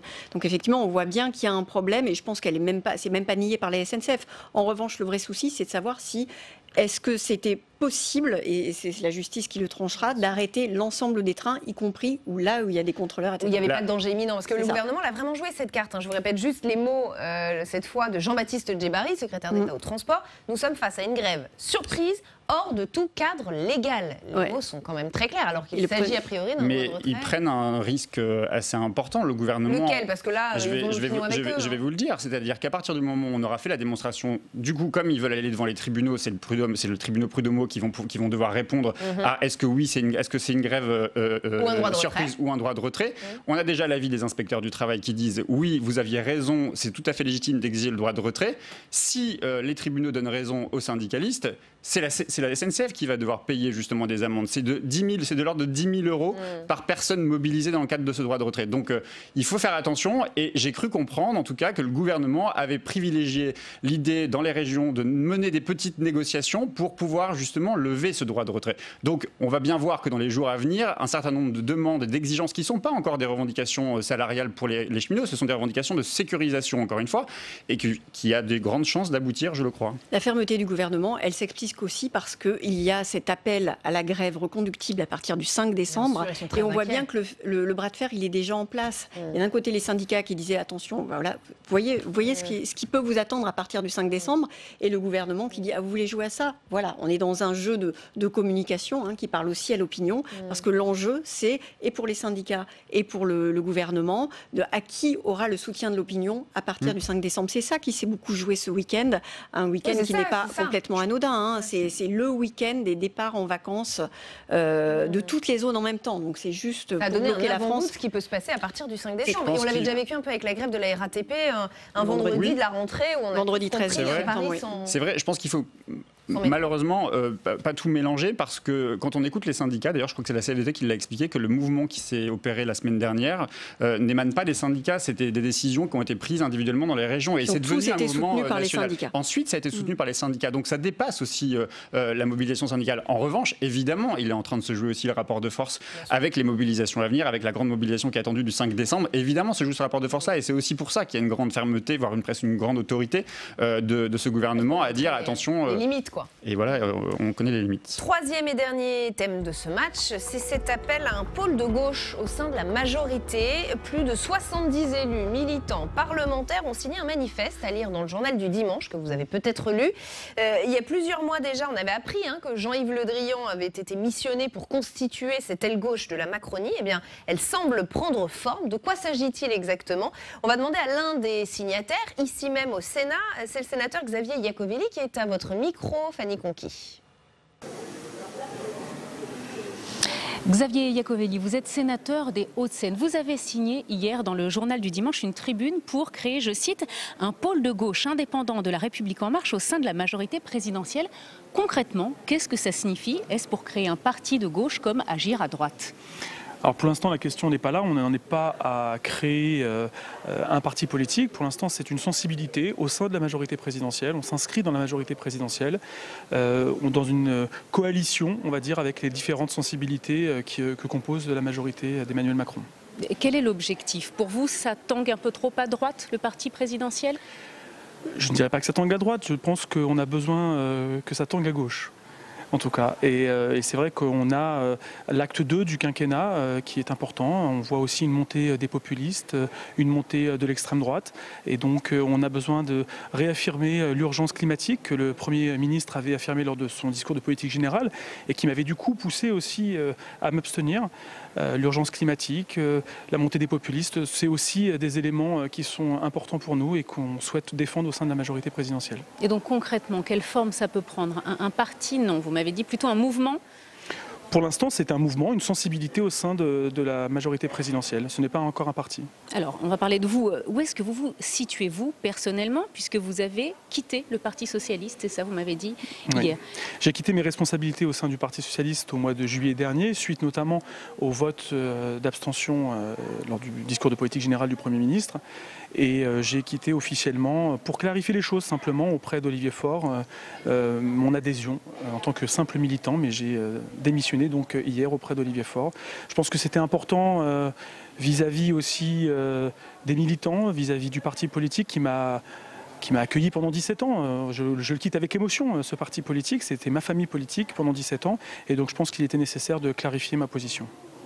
Dernière question, est-ce qu'il ne serait pas plus simple de rejoindre La République En Marche, vu que vous demandez le soutien de La République En Marche pour les municipales? Vous êtes candidat à Suresnes, je le rappelle. Oui, alors moi vous savez, ce qui faisait ma particularité au sein du Parti Socialiste, c'était peut-être ma liberté de ton. Sauf que quand on est adhérent d'un parti politique, on est moins libre. Et donc en l'occurrence, moi je suis heureux d'avoir récupéré ma liberté, je m'inscris dans la majorité présidentielle, mais je reste libre. Merci Xavier Iacovelli d'avoir répondu à ma question. Merci beaucoup Fanny. Qu'est-ce que ça vous inspire tout ça? Ça vous semble clair, Nathalie Moret? Votre tête en dit long. Alors, non, je vois bien ce qu'il tente de faire, effectivement. Dites-le nous, parce que c'est pas tout déjà, à fait on va recommencer du début. Emmanuel Macron, il a été élu en 2017 avec, grâce aux électeurs... Un socle de gauche. Grâce aux électeurs du Parti Socialiste qui n'étaient pas en phase avec le programme de Benoît Hamon. Voilà. Donc on va dire plutôt l'aile droite, tous les valsistes déçus, on va dire. Il se trouve que depuis son élection, il gouverne avec des ministres issus de la droite. Le premier d'entre eux, pour ne pas le citer, Édouard Philippe, et que tout ce qu'il fait, c'est à peu près ce qu'il y avait dans le programme de tous les candidats de la primaire de la droite. Donc son socle électoral s'est un petit peu déplacé et il a un socle électoral aujourd'hui qui vient du centre droit. Pour être élu en 2022, ce socle de centre droit ne suffira pas et il faut qu'il récupère le socle du centre gauche. C'est ce qu'il essaye de faire et il a demandé à Jean-Yves Le Drian, qui y travaille depuis des mois, et aussi à Olivier Dussopt, qui est son secrétaire d'État à la fonction publique. On voit d'ailleurs qu'il y a énormément de signataires parmi les 76 qui ont signé, qui viennent de la région du sud-ouest, du sud-est. Il y a des gens de la Drôme, des gens de l'Ardèche, etc. Donc justement pour pour essayer de créer un réseau d'élus qui soit là en soutien à la politique d'Emmanuel Macron, comme il y a eu la même chose à droite. Christophe Béchu, qui est le maire de... Moi, je ne pourrais pas vous aider. Bon, c'est pas grave, on va trouver. On va regarder. Voilà, Laval, qui est le maire de Laval, a signé une tribune avec 72 maires en soutien LR, ou anciens LR, en soutien de la politique... Angers. Voilà. C'est pas loin, c'est pas très loin. En soutien de la politique d'Emmanuel Macron. Voilà, c'est ça qui est en train de se jouer. Alors, effectivement, l'Express dit s'être procuré le message envoyé sur Telegram par le secrétaire d'État, Olivier Dussopt, dont vous parliez, à des membres de la majorité pour leur expliquer un peu ce qui se passe. Et voilà ce qui est écrit. Quelques éléments sur cette initiative que Jean-Yves Le Drian et moi avons pilotée sur commande. Il s'agit de rassembler dans la majorité des élus locaux venus de la gauche et souhaitant participer à la réussite du quinquennat, entre parenthèses, comme l'a fait Christophe Béchu avec des élus de droite. Exactement. Vous l'avez lu ce SMS. Voilà. Non, j'en étais pas destinataire, mais je l'avais pas lu non plus. Mais bon, voilà, c'est assez clair, quoi. Moi, je trouve que tout ça relève assez du vieux monde, en tout cas relève d'une démarche intellectuelle assez malhonnête, parce que d'abord sur la forme, ça fait 6 mois qu'ils travaillent à rassembler des élus de gauche. Il y a plus de 35 000 communes aujourd'hui en France. Ils arrivent à réunir 75 personnes pour dire aujourd'hui il faut un pôle de gauche. Ça me paraît assez faible. Par ailleurs, je parle de malhonnêteté intellectuelle parce qu'Emmanuel Macron s'est fait élire sur le ni de droite ni de gauche, ou le et de gauche et de droite. Donc au final... On a bien vu qu'Emmanuel Macron avait quand même mené une campagne et aussi à gouverner, en tout cas à incarner une présidence de droite. Et aujourd'hui, son électorat est clairement de droite. Je ne crois pas que l'électorat de gauche. Je ne crois pas que l'électorat de gauche soit en capacité aujourd'hui de se mobiliser autour. Même les valsistes, comme le disait Nathalie Moret, même cette aile droite. Tous ces gens-là, que ce soit les amis de Manuel Valls ou une bonne partie de ceux qui avaient déjà fui le Parti socialiste ou même une partie d'Europe Écologie Les Verts, avaient déjà fait, c'était déjà converti, c'était déjà plus ou moins mis en retrait du Parti socialiste ou d'Europe Écologie Les Verts. Donc c'est pas de la même manière quand effectivement les élus de droite avaient fait avaient donné leur bénédiction à la politique d'Emmanuel Macron en quittant les Républicains, ou en tout cas en se mettant en retrait pour soutenir la politique d'Emmanuel Macron. On savait déjà qu'il y avait cette intention-là. Mais bon, pourquoi une malhonnêteté aussi? Parce qu'on voit très bien qu'un certain nombre de ces élus vont briguer des mairies dans les prochaines élections municipales, et que donc ils ont tout intérêt, en tout cas au titre de leur élection, à se revendiquer d'une politique qui est celle d'Emmanuel Macron, puisque ça va être un déploiement de forces considérables qui vont pouvoir, des ministres, les accompagner, les conduire vers l'élection peut-être d'une municipalité. Donc je trouve que ça fait très vieux monde. Au passage, on a un Xavier Iacovelli qui lâche le PS officiellement, qui démissionne, qui nous l'annonce. Heureusement qu'on finit par avoir un certain nombre de clarifications. C'est vrai qu'Emmanuel Macron a eu au moins ce mérite-là, c'est d'avoir amené l'échiquier politique à se renouveler et il s'est tellement renouvelé qu'aujourd'hui plus personne ne sait vraiment qui habite. 2 ans après. Et ça continue encore 2 ans après, et ça risque de continuer encore beaucoup, je pense. Hélas, sous le feu, ou en tout cas sous la contrainte de l'opportunisme tel qu'on peut le connaître. C'est pour ça que je parle de vieux monde. Après, la seule petite... allez, on va avoir une petite note positive pour Emmanuel Macron. C'est vrai que quand j'ai regardé la liste des personnalités qui étaient en soutien maintenant dit de gauche à Emmanuel Macron, il y a beaucoup d'élus locaux, ce qui lui manquait quand même beaucoup dans son entourage, et qu'on lui a souvent reproché d'avoir une absence d'ancrage local. Allez, on va lui donner ce petit satisfait-ci, même si quand on lit aussi la tribune du JDD de ces élus dits de gauche, on voit que dans leur priorité, il y a la question de la pression migratoire, disent-ils. Je ne sais pas de quelle pression migratoire disent-ils, et aussi ils souhaitent que l'Union européenne se recentre sur la question identitaire et de l'armée mais ce qui me paraît pas relever de thématiques franchement de gauche. Nathalie Moret, pour conclure. Je pense qu'on est en train d'assister là en ce moment, et en tous les cas ce sera le cas pour les prochaines élections municipales, à peut-être la fin, mais à un épisode supplémentaire de la recomposition politique. Je pense qu'effectivement les prochaines municipales vont être un moment déterminant là-dessus. Un certain nombre d'élus locaux qui sont signataires de cette tribune ont quitté le PS, le font sans doute par calcul, au sens où ils n'auront peut-être pas de marcheurs face à eux, mais quand même ça participe de la recomposition pas de la recomposition, de la décomposition qui se poursuit du paysage politique français. Et on va s'arrêter là. Merci infiniment à tous les deux d'avoir participé à ce match des idées. ALPL continue, place à notre grand débat. On va s'arrêter sur la grogne des agriculteurs. Ils redescendent dans la rue demain. Plusieurs syndicats les appellent à manifester devant les préfectures. Le 8 octobre dernier, ils étaient 10 000. Ils dénoncent des revenus en baisse, une stigmatisation permanente, des accords commerciaux déloyaux, ce sont leurs termes. L'exécutif en fait-il assez? On va ouvrir le débat dans un instant avec nos invités, après les explications d'Aurélien Romano. La mobilisation des agriculteurs devrait prendre une nouvelle forme demain, avec une journée nationale de mobilisation devant les préfectures. Depuis déjà plusieurs semaines, les opérations de blocage ont lieu dans différentes régions, comme ici à Toulouse, il y a 2 semaines. Car en plus des problèmes déjà anciens, les bas salaires dus au bras de fer avec les distributeurs, les normes trop abondantes, le malaise agricole est accentué par la stigmatisation ressentie du fait des préoccupations écologiques. Comment voulez-vous qu'on soit incité à rentrer dans le métier d'agriculteur quand tous les jours vous vous faites insulter au coin de votre champ, quand tous les jours il y a des ONG qui se permettent de mettre le feu à vos exploitations ou de casser vos exploitations? Et comment voulez-vous qu'un jeune ait envie de s'installer quand on va lui dire qu'il va gagner moins de 500 € par mois? Un malaise qui se matérialise par la multiplication d'arrêtés anti-pesticides. Harcelés par certains groupes de défense de la nature, les agriculteurs se sentent maintenant lâchés par les hommes politiques, voire même les consommateurs. Une nouveauté car d'ordinaire, les citoyens ont une bonne image, presque une image d'Épinal, des paysans. Aujourd'hui, on subit un terme qui s'appelle l'agribashing, un terme anglais, et qui dit aujourd'hui, qui stigmatise les agriculteurs. On sent que les gens ne supportent plus rien en fait. On va déplacer du matériel en campagne, on se fait agresser. Il y a des gens on va moissonner à 11 h du matin, on dérange, ça fait du bruit. Il va falloir que les gens nous fassent confiance, que les politiques arrêtent de nous brimer, arrêtent d'instaurer la peur auprès des gens qui malheureusement ne connaissent plus notre métier. Autre problème de fond, les accords de libre-échange comme le CETA avec le Canada attisent la colère des agriculteurs qui demandent à Emmanuel Macron de tenir un discours plus positif sur l'agriculture française. Avec nous pour le grand débat d'ALPL ce soir, Sophie Primas, bienvenue. Vous êtes sénatrice LR des Yvelines, co-auteure du rapport sur le monde agricole face aux défis de l'agribashing, et vous êtes l'ancienne présidente du groupe d'études sur l'économie agricole alimentaire du Sénat. Merci d'être ici. Cyrielle Denartic, bienvenue. Bonjour. Vous êtes géographe, spécialiste des liens entre agriculture, alimentation et changement climatique, responsable agriculture et alimentation au sein du réseau Action Climat. Bienvenue à vous également.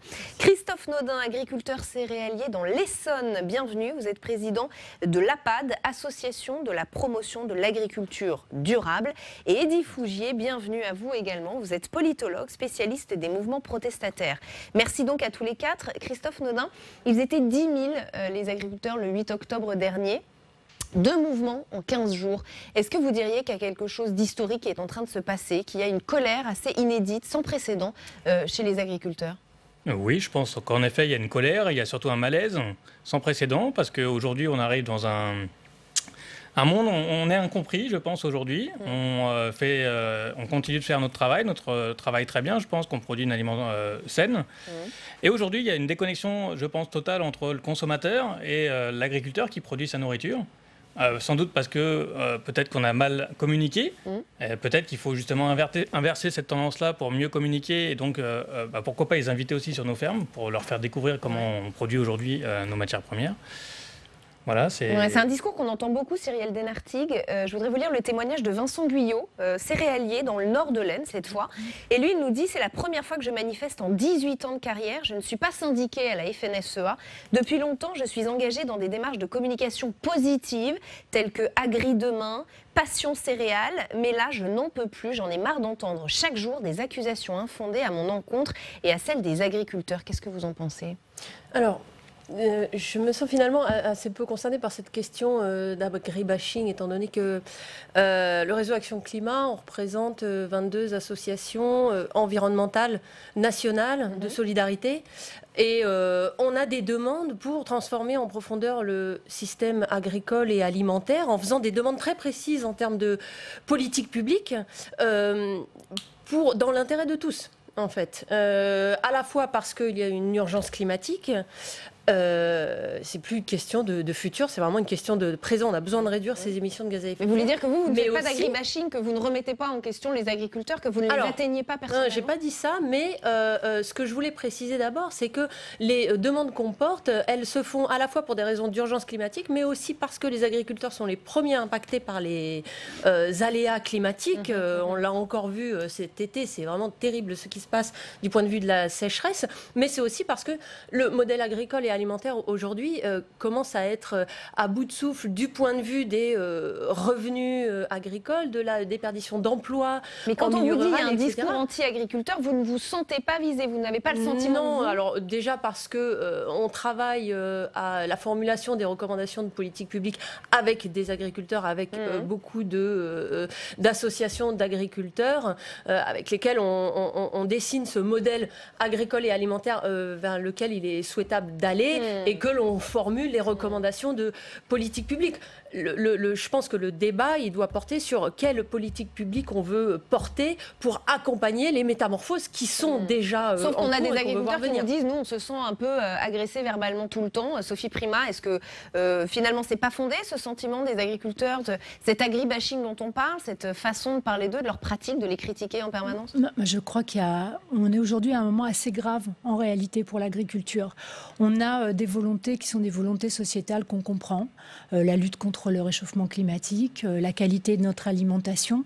Et tout d'un coup, il y a un emballement médiatique autour de l'agriculture, oubliant que le réchauffement climatique n'est pas le seul fait des agriculteurs, oubliant que la qualité de notre alimentation est la meilleure du monde, elle est reconnue en règle générale, ce qui ne veut pas dire qu'il ne faut pas changer de modèle. Vous dites notre alimentation, celle des Français, des Européens? Celle des Français en particulier, qui est toujours notée comme étant la meilleure du monde. Et en même temps, cette espèce d'urgence à la communication, cette espèce d'agribashing que l'on voit sur les réseaux sociaux, il amène à une urgence qui dépasse le rythme de la nature. Il y a une seule moisson par an, je me parle à côté d'un agriculteur. Et même si on est très volontariste, vous voyez, ce jeune qui est à côté de moi, il est engagé dans du développement durable, dans le changement de ses pratiques agricoles. Mais pour faire cela, il n'a qu'une seule moisson dans l'année et qu'une seule façon de pratiquer son agriculture. On leur demande d'aller trop vite, alors qu'ils sont très engagés, très volontaires pour le faire. Et cette forme de découragement, elle amène à une forme de colère qui, en plus, est à la conjonction d'une crise agroalimentaire, alimentaire et agricole qui est importante aujourd'hui et qui questionne le renouvellement des générations. Lydie Fougier. On est face à quelque chose d'historique, le témoignage de Vincent Guyot, même celui de Christophe Naudin. C'est la première fois que je manifeste en 18 ans de carrière, nous dit-il. Oui, parce que d'habitude, les manifestations, c'était sur des questions de prix, sur des questions de politique publique. Là, on est sur un aspect beaucoup plus identitaire et existentiel. C'est-à-dire, est-ce que, c'est les mots d'ordre, c'est-à-dire, est-ce que les Français veulent toujours de notre agriculture? La question que posent les agriculteurs, c'est est-ce que vous nous aimez toujours? Et effectivement, il y a certainement à faire la part entre le point de vue que les Français ont vis-à-vis des agriculteurs, qui est toujours très positif, on le voit dans les enquêtes d'opinion, et des interrogations, voire des critiques formulées sur un certain nombre de pratiques agricoles, notamment les produits phytosanitaires et l'élevage intensif. Avec effectivement une évolution qu'on a pu percevoir dans cet agribashing. En gros, on est passé des pages débat aux pages faits divers. C'est-à-dire que dans un premier temps, c'était le sentiment qu'avaient de nombreux agriculteurs de faire l'objet de critiques assez systématiques, notamment dans l'espace public et en particulier, disons-le, dans les télévisions publiques principalement, sans parler des démissions spécifiques. Bon, c'était ça qui avait un petit peu hérissé le poil d'agriculteurs. Disons les émissions présentées par Élise Lucet, dont les pieds dans le plat. Avec ce tournant de l'émission proposition de février 2016 sur les. D'ailleurs, le Vincent pesticides. Guyot, que je citais tout à l'heure, a lui-même dit avoir été victime des journalistes d'envoyé spécial, d'avoir été pris au piège. Ça, c'était effectivement, je dirais, dans l'espace public. Et depuis quelques mois, on voit qu'on est passé dans quelque chose de beaucoup plus grave, sans doute, avec des actes de malveillance, des insultes, des menaces, y compris des menaces de mort, des agressions et des intrusions. Le nombre d'intrusions dans les élevages, a doublé cette année. Alors, là aussi, il faut faire la part entre ce qui relève plutôt de voisins irascibles ou d'individus qui passent par là et qui s'en prend un agriculteur qu'il voit avec son tracteur, avec un épandeur, par exemple, et puis des militants, parce qu'en général, les intrusions, c'est le fait de militants qui vont s'introduire dans les fermes, se filmer et puis dénoncer un certain nombre de pratiques. Ce qui est assez nouveau, L214 met des caméras à des complicités à l'intérieur, mais là, des militants qui s'introduisent dans les fermes, c'est nouveau, c'est plutôt les pratiques d'un mouvement comme DXE. Une question sur ce point précis, Cyril Desnartic, vous cautionnez ces actions, ces intrusions sur les élevages, ou c'est quelque chose que Réseau Action Climat peut soutenir en disant effectivement il faut aller dénoncer, donc il faut y aller Alors on ne travaille pas du tout avec ces associations, on travaille avec des associations de bien-être animal qui accompagnent, qui travaillent avec des réseaux existants pour effectivement améliorer les pratiques. À aucun moment le militantisme ne mène à ces intrusions-là de votre côté et vous ne le validez pas spécialement, quoi. Non. Nous nous concentrons sur la formulation de recommandations de politique publique. On est convaincus que si on veut que dans l'intérêt à la fois des agriculteurs et des consommateurs, on voit transformer ce modèle agricole et alimentaire en crise, comme vous le disiez, il faut que ça passe par la force publique. Donc par la politique agricole commune et par les plans de politique publique qui sont également nationales. Parce que sur le papier, on a pourtant un exécutif qui semble favorable aux agriculteurs, en tout cas qui affiche son soutien. Le ministre Didier Guillaume a récemment donné une interview au Point, que vous avez peut-être lu. Et à la question « Y a-t-il un racisme anti-paysan ?» Voilà ce qu'il nous répond, un racisme non. Mais il y a indéniablement un sentiment anti-paysan dans la population française. En 30 ans, je n'ai jamais vu une telle coupure entre les métropoles et la ruralité. Les Français aimaient leurs paysans, mais aujourd'hui, ces derniers se sentent insultés, traités d'empoisonneurs, de pollueurs, comme si quelqu'un vit de la terre allait l'empoisonner. Didier Guillaume, qui s'est exprimé tout à l'heure à l'issue du Conseil des ministres. Je voudrais qu'on l'écoute et je vous fais réagir juste après. Cette loi a permis d'avoir, dans le cadre des filières agricoles, la filière bovine, la filière viticole, etc., le fait de mettre le prix de base des productions, notamment animales et laitières, et en fonction de cela, le rééquilibre de la vente de ces produits. Et nous avons fait le constat ce matin que cette loi a permis une remise en cause complète de toutes les organisations, mais que malheureusement, encore aujourd'hui, un an après, le compte n'y est pas, et que les agriculteurs ne sont pas assez rémunérés. Voilà, on a un gouvernement qui admet, en tout cas un ministre de l'Agriculture, qui admet que le compte n'y est pas. Sophie Primas, qu'est-ce que ça vous...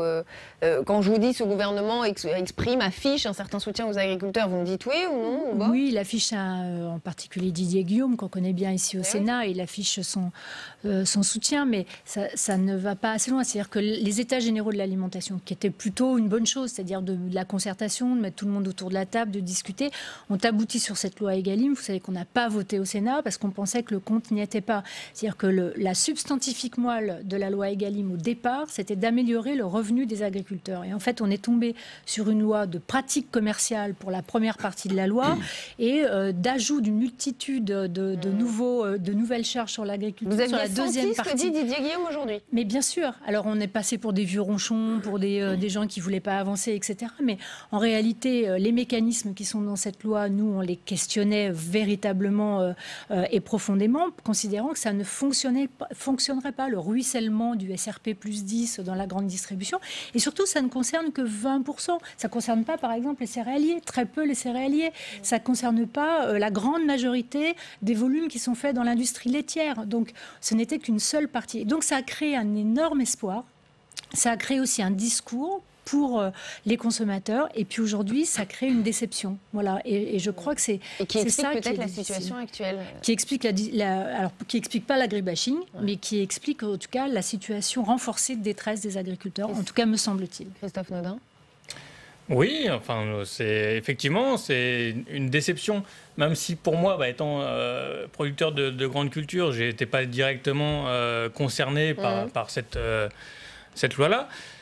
Mais en effet, c'est quelque chose qu'on nous a vraiment présenté, je vais dire le terme vendu, présenté comme une solution, comme quelque chose qui améliorerait notre confort de vie. Et au final, aujourd'hui, non, on se rend compte que c'est pas vraiment le cas.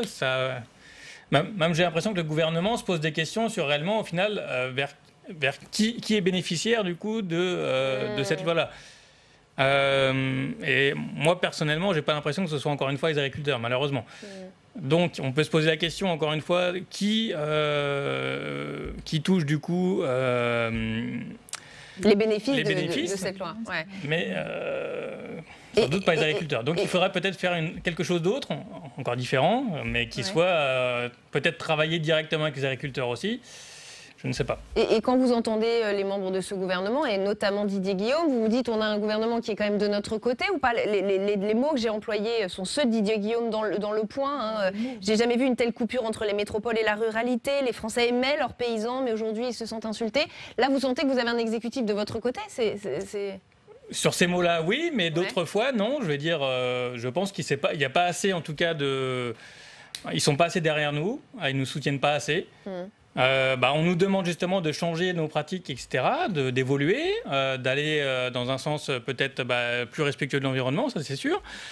Et non, je pense qu'ils ne nous soutiennent pas assez, ou en tout cas peut-être pas de la bonne manière aujourd'hui. Eddy Fougier. Didier Guillaume, sans faire de polémique, mais souvent dans une posture de pompier pyromane. C'est-à-dire que d'un côté, il dénonce le fait qu'on accuse les agriculteurs d'être des empoisonneurs. D'un autre côté, il est droit dans ses bottes sur la question du glyphosate, qui est un sujet quand même très sensible dans le monde agricole. Non pas que les agriculteurs soient pour le glyphosate, mais ils se disent pourquoi nous, on doit arrêter en 3 ans sans qu'on ait de substitut, alors que les moteurs thermiques, il faut attendre 20 ans pour qu'on ait un substitut et qu'on puisse s'adapter. Donc, il y a cette ambiguïté que l'on voit souvent dans le discours de Didier Guillaume, où il commence en disant c'est une honte ce que l'on pense des agriculteurs, et après en disant sur le glyphosate, on est droit dans les bottes. Ceux qui refusent cette idée d'avancer sont mal vus. Et quoi qu'il en soit, le modèle, c'est un peu l'agriculture de nos grands-parents. Cette phrase qui a effectivement fait hérisser le poil d'un grand nombre d'agriculteurs en France. Donc effectivement, on ne sait pas trop sur quel sein se vouer en la matière. Et cette ambiguïté, très souvent du discours de l'exécutif, aboutit à ce qu'il y ait une interrogation légitime chez les consommateurs, parce que quand vous entendez l'ANSES qui dit quelque chose, donc l'Agence de sécurité sanitaire, quand vous entendez des scientifiques qui disent autre chose, quand vous entendez le gouvernement qui peut contredire l'ANSES, c'est normal que chez le consommateur moyen, il y ait une forme d'angoisse par rapport à la qualité de sa nourriture ou l'emploi de tel ou tel produit. Cyril Denarty, sur l'ambiguïté peut-être de ce gouvernement. Je voulais peut-être juste revenir sur un point, sur le sentiment d'agression qu'on entend.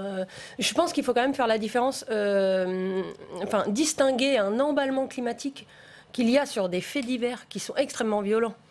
Et à dénoncer, d'autant plus quand il s'agit de causes qui sont des nuisances sonores liées à une moisson, ce genre de choses. On est vraiment dans un autre débat pour moi.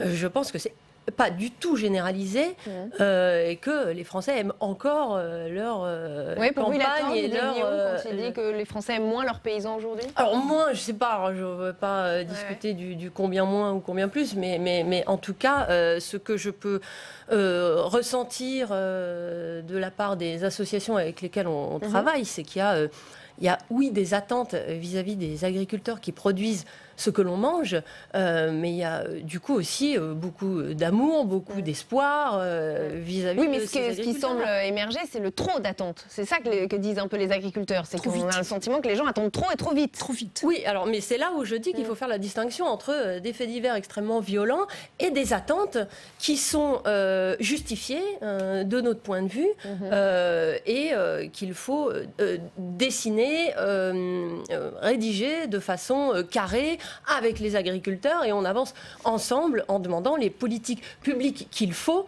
pour soutenir, pour accompagner les agriculteurs dans ces transformations. Et je reviens à nouveau sur la politique agricole commune. Et je reboucle également avec votre question de la cohérence entre des discours politiques et qu'est-ce qu'on fait derrière pour accompagner, soutenir les agriculteurs. Je pense que le nœud, c'est vraiment les politiques publiques qu'on a besoin de voir adopter. Et ça, pour vous, il ne le fait pas, ce gouvernement? Non. Il n'est pas du tout en train de le faire. Non, voilà, pour rebondir sur la loi alimentation, pareil, on est extrêmement déçus des résultats qui en sont sortis et de la mise en œuvre. Là, ça fait 1 an, ça va faire 1 an dans quelques jours.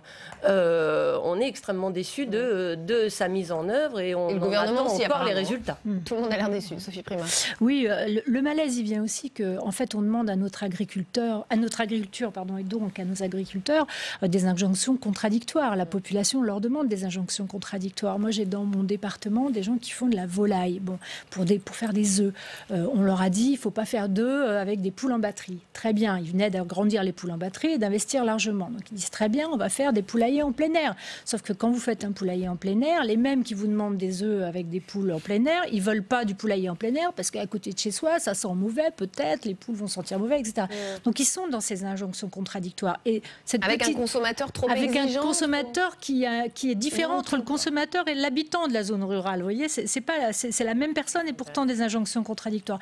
Et ce ressenti-là d'injonction contradictoire, il l'a également au niveau de la PAC, où je souscris absolument à ce que vous dites. Aujourd'hui, la politique agricole commune n'existe pas. On n'a plus de politique agricole commune. On ne sait pas ce qu'on demande à nos agriculteurs.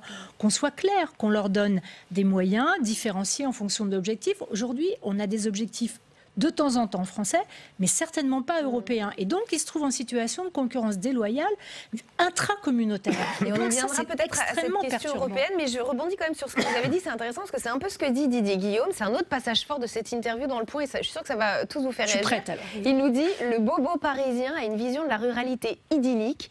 Les néo-ruraux ont du mal à accepter la vraie vie à la campagne, les bruits, les tracteurs, les vaches. Critiquer toujours nos agriculteurs, c'est du populisme total. » Et c'est un peu ce que vous disiez dans le sens où effectivement les gens méconnaissent profondément en fait la ruralité et la campagne. Oui, mais même ceux qui habitent à la campagne aujourd'hui viennent râler contre des agriculteurs qui vont travailler dans leurs champs, qui vont passer dans les rues du village tant bien que mal parce qu'avec les arrangements de voirie aujourd'hui ils ont du mal, qui vont leur faire perdre du temps. Dont parle Didier. Pas que les néo-ruraux. Il faut savoir aussi que dans la ruralité aujourd'hui les gens connaissent peu en fait le fait agricole. C'est 1% de la population aujourd'hui les agriculteurs. Donc même si nos arrière-grands-parents se vantent toujours d'avoir des arrière-grands-parents agriculteurs, mais aujourd'hui, l'activité agricole n'est plus connue de l'ensemble de la population des Français. Donc on essaye de recoudre ça, mais ça demande du temps, et puis ça demande d'avoir des ONG, ça demande d'avoir des associations, ça demande d'avoir des écologistes et des personnes qui construisent dans le dialogue, dans le partage,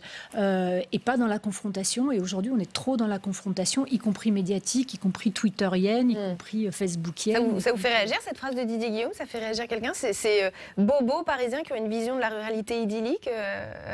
Oui? Non, ça vous fait pas réagir. D'accord. C'est pas grave. Il ne fait que reprendre le discours que l'on voit sur Twitter des agriculteurs. Enfin, le bobo, c'est l'archétype du citoyen français que les agriculteurs adorent détester en grande partie. Donc, je pense qu'il y a un petit peu de démagogie aussi dans ce qu'il dit. Disons que l'agriculture, c'est pas tout noir ou tout blanc, c'est ce qu'on peut appeler gris à rayures, parce que souvent ce qu'on montre au grand public dans les médias, c'est soit tout noir, soit tout blanc, mais au final, non, l'agriculture, c'est gris, parce que on agit avec l'environnement, on travaille avec le climat, etc. Donc c'est jamais la même chose qui se passe aussi une année sur l'autre.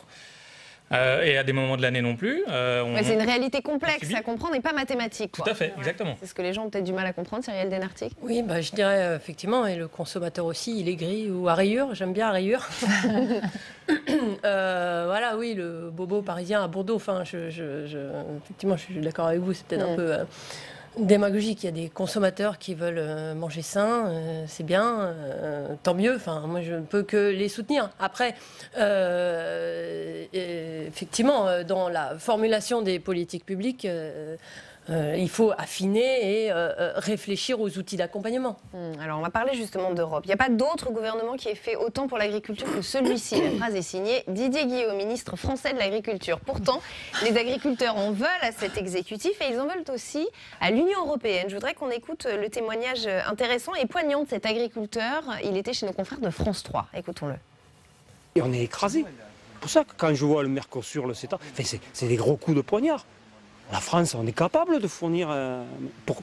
pourquoi on est la dernière roue de la charrette? Pourquoi on est la balance commerciale, en fait? Ils veulent vendre autre chose ailleurs et du coup, on brade de l'agriculture. C'est pas grave. C'est pas grave, ils se démerderont, ils ont toujours été habitués, ils se sont toujours adaptés. Sauf que l'adaptation, aujourd'hui, ça fait beaucoup de pots cassés et il y a beaucoup de monde qui laisse la peau. Sophie Primas. Oui, c'est poignant ce témoignage parce que, vous voyez, ces agriculteurs, ils ne comprennent pas pourquoi on les abandonne, pourquoi on leur donne des injonctions contradictoires, pourquoi... Ils sont la dernière roue du carrosse, quoi. Je ne sais pas s'ils sont la dernière roue du carrosse, parce que, oui, mais c'est ce qu'ils pensent, parce qu'ils ont déjà du mal à joindre les deux bouts, ils ont du mal à répondre à exactement ce qu'on leur demande, et d'ailleurs qu'on ne leur demande pas. Ils sont un peu perdus, en fait, dans leurs objectifs. Et là, on sent qu'ils s'en prennent aussi à l'Union européenne. Mais c'est un petit peu ce que je vous disais tout à l'heure, c'est-à-dire que là, pour la prochaine PAC, on dénonce un peu le risque de renationalisation de notre politique agricole commune dans chacun des pays, avec des axes différents qui seront choisis. Donc face à une Pologne, par exemple, très productiviste, ou face à, je pense à l'Espagne, où il y a des pratiques très industrielles, de masse, de production, etc., nous, on va avoir une politique très ciselée, très exigeante sur la qualité, de montée en gamme, etc.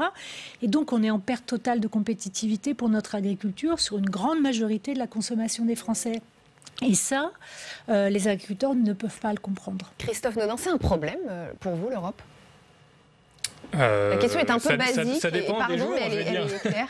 Ça pourrait être une très belle solution, mais effectivement, il y a des jours où c'est un problème parce que il y a des normes qui sont... Déjà, on n'a pas les mêmes normes, nous, en France, que des agriculteurs en Roumanie ou en Espagne, notamment sur l'usage des produits phyto ou d'autres normes.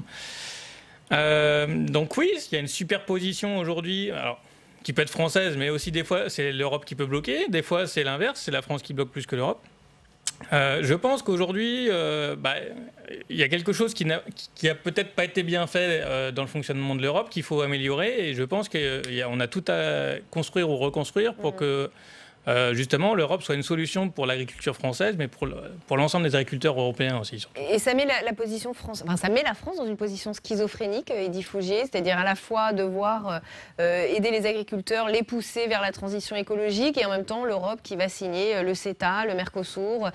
Du coup, c'est vrai que c'est difficile à comprendre, pour tout le monde d'ailleurs, pas que pour les agriculteurs. Je vais vous raconter une histoire que m'avait raconté un agriculteur qui produit des pommes avec un écolabel.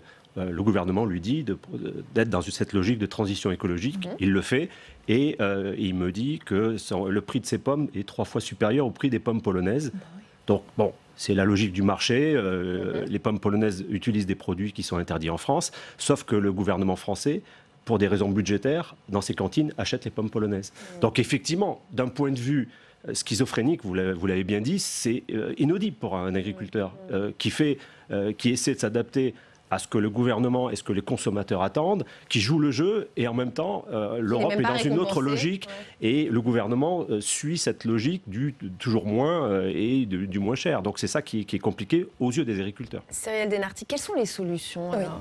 Qu'est-ce qu'il faut ? Du circuit court ? Il faut recréer du lien ? Christophe Naudin parlait de communication, de faire revenir les gens peut-être dans les fermes, dans les exploitations, pour leur montrer comment ils travaillent. Qu'est-ce qu'on fait ? Alors il faut, je pense, avant tout, là on est en pleine négociation sur la politique agricole commune, il faut vraiment investir ce champ-là. Il faut absolument qu'on adopte une politique agricole commune au niveau européen qui soit forte et qui soit claire dans les objectifs visés. Il faut que cette PAC, elle veuille réellement transformer le modèle agricole et alimentaire qui est à bout de souffle aujourd'hui. Ça, il faut que ce soit clairement dit et pas par des petites mesurettes à la marge de la PAC. Il faut que la PAC, dans son ensemble, vous dites accompagne il faut, cette mais est-ce que vous trouvez des oreilles attentives ou pas? Alors, pas assez aujourd'hui. Alors, les négociations sont assez lentes. Non, pas assez. Alors, la prise de conscience commence à venir qu'il est important de transformer cette politique agricole commune, mais voilà, c'est en cours, on va dire, du côté des politiques. Il faut que ça aille bien plus vite, malheureusement. Et donc ça, c'est la politique agricole commune. On en a besoin parce que c'est la politique la plus structurante pour la production agricole. C'est une partie des revenus des agriculteurs. Mais il faut aussi les politiques en France qui viennent avec. Vous avez parlé des cantines scolaires. L'exemple est très parlant, effectivement. Il faut absolument, en ce moment, on est en train de négocier le projet de loi de finances 2020.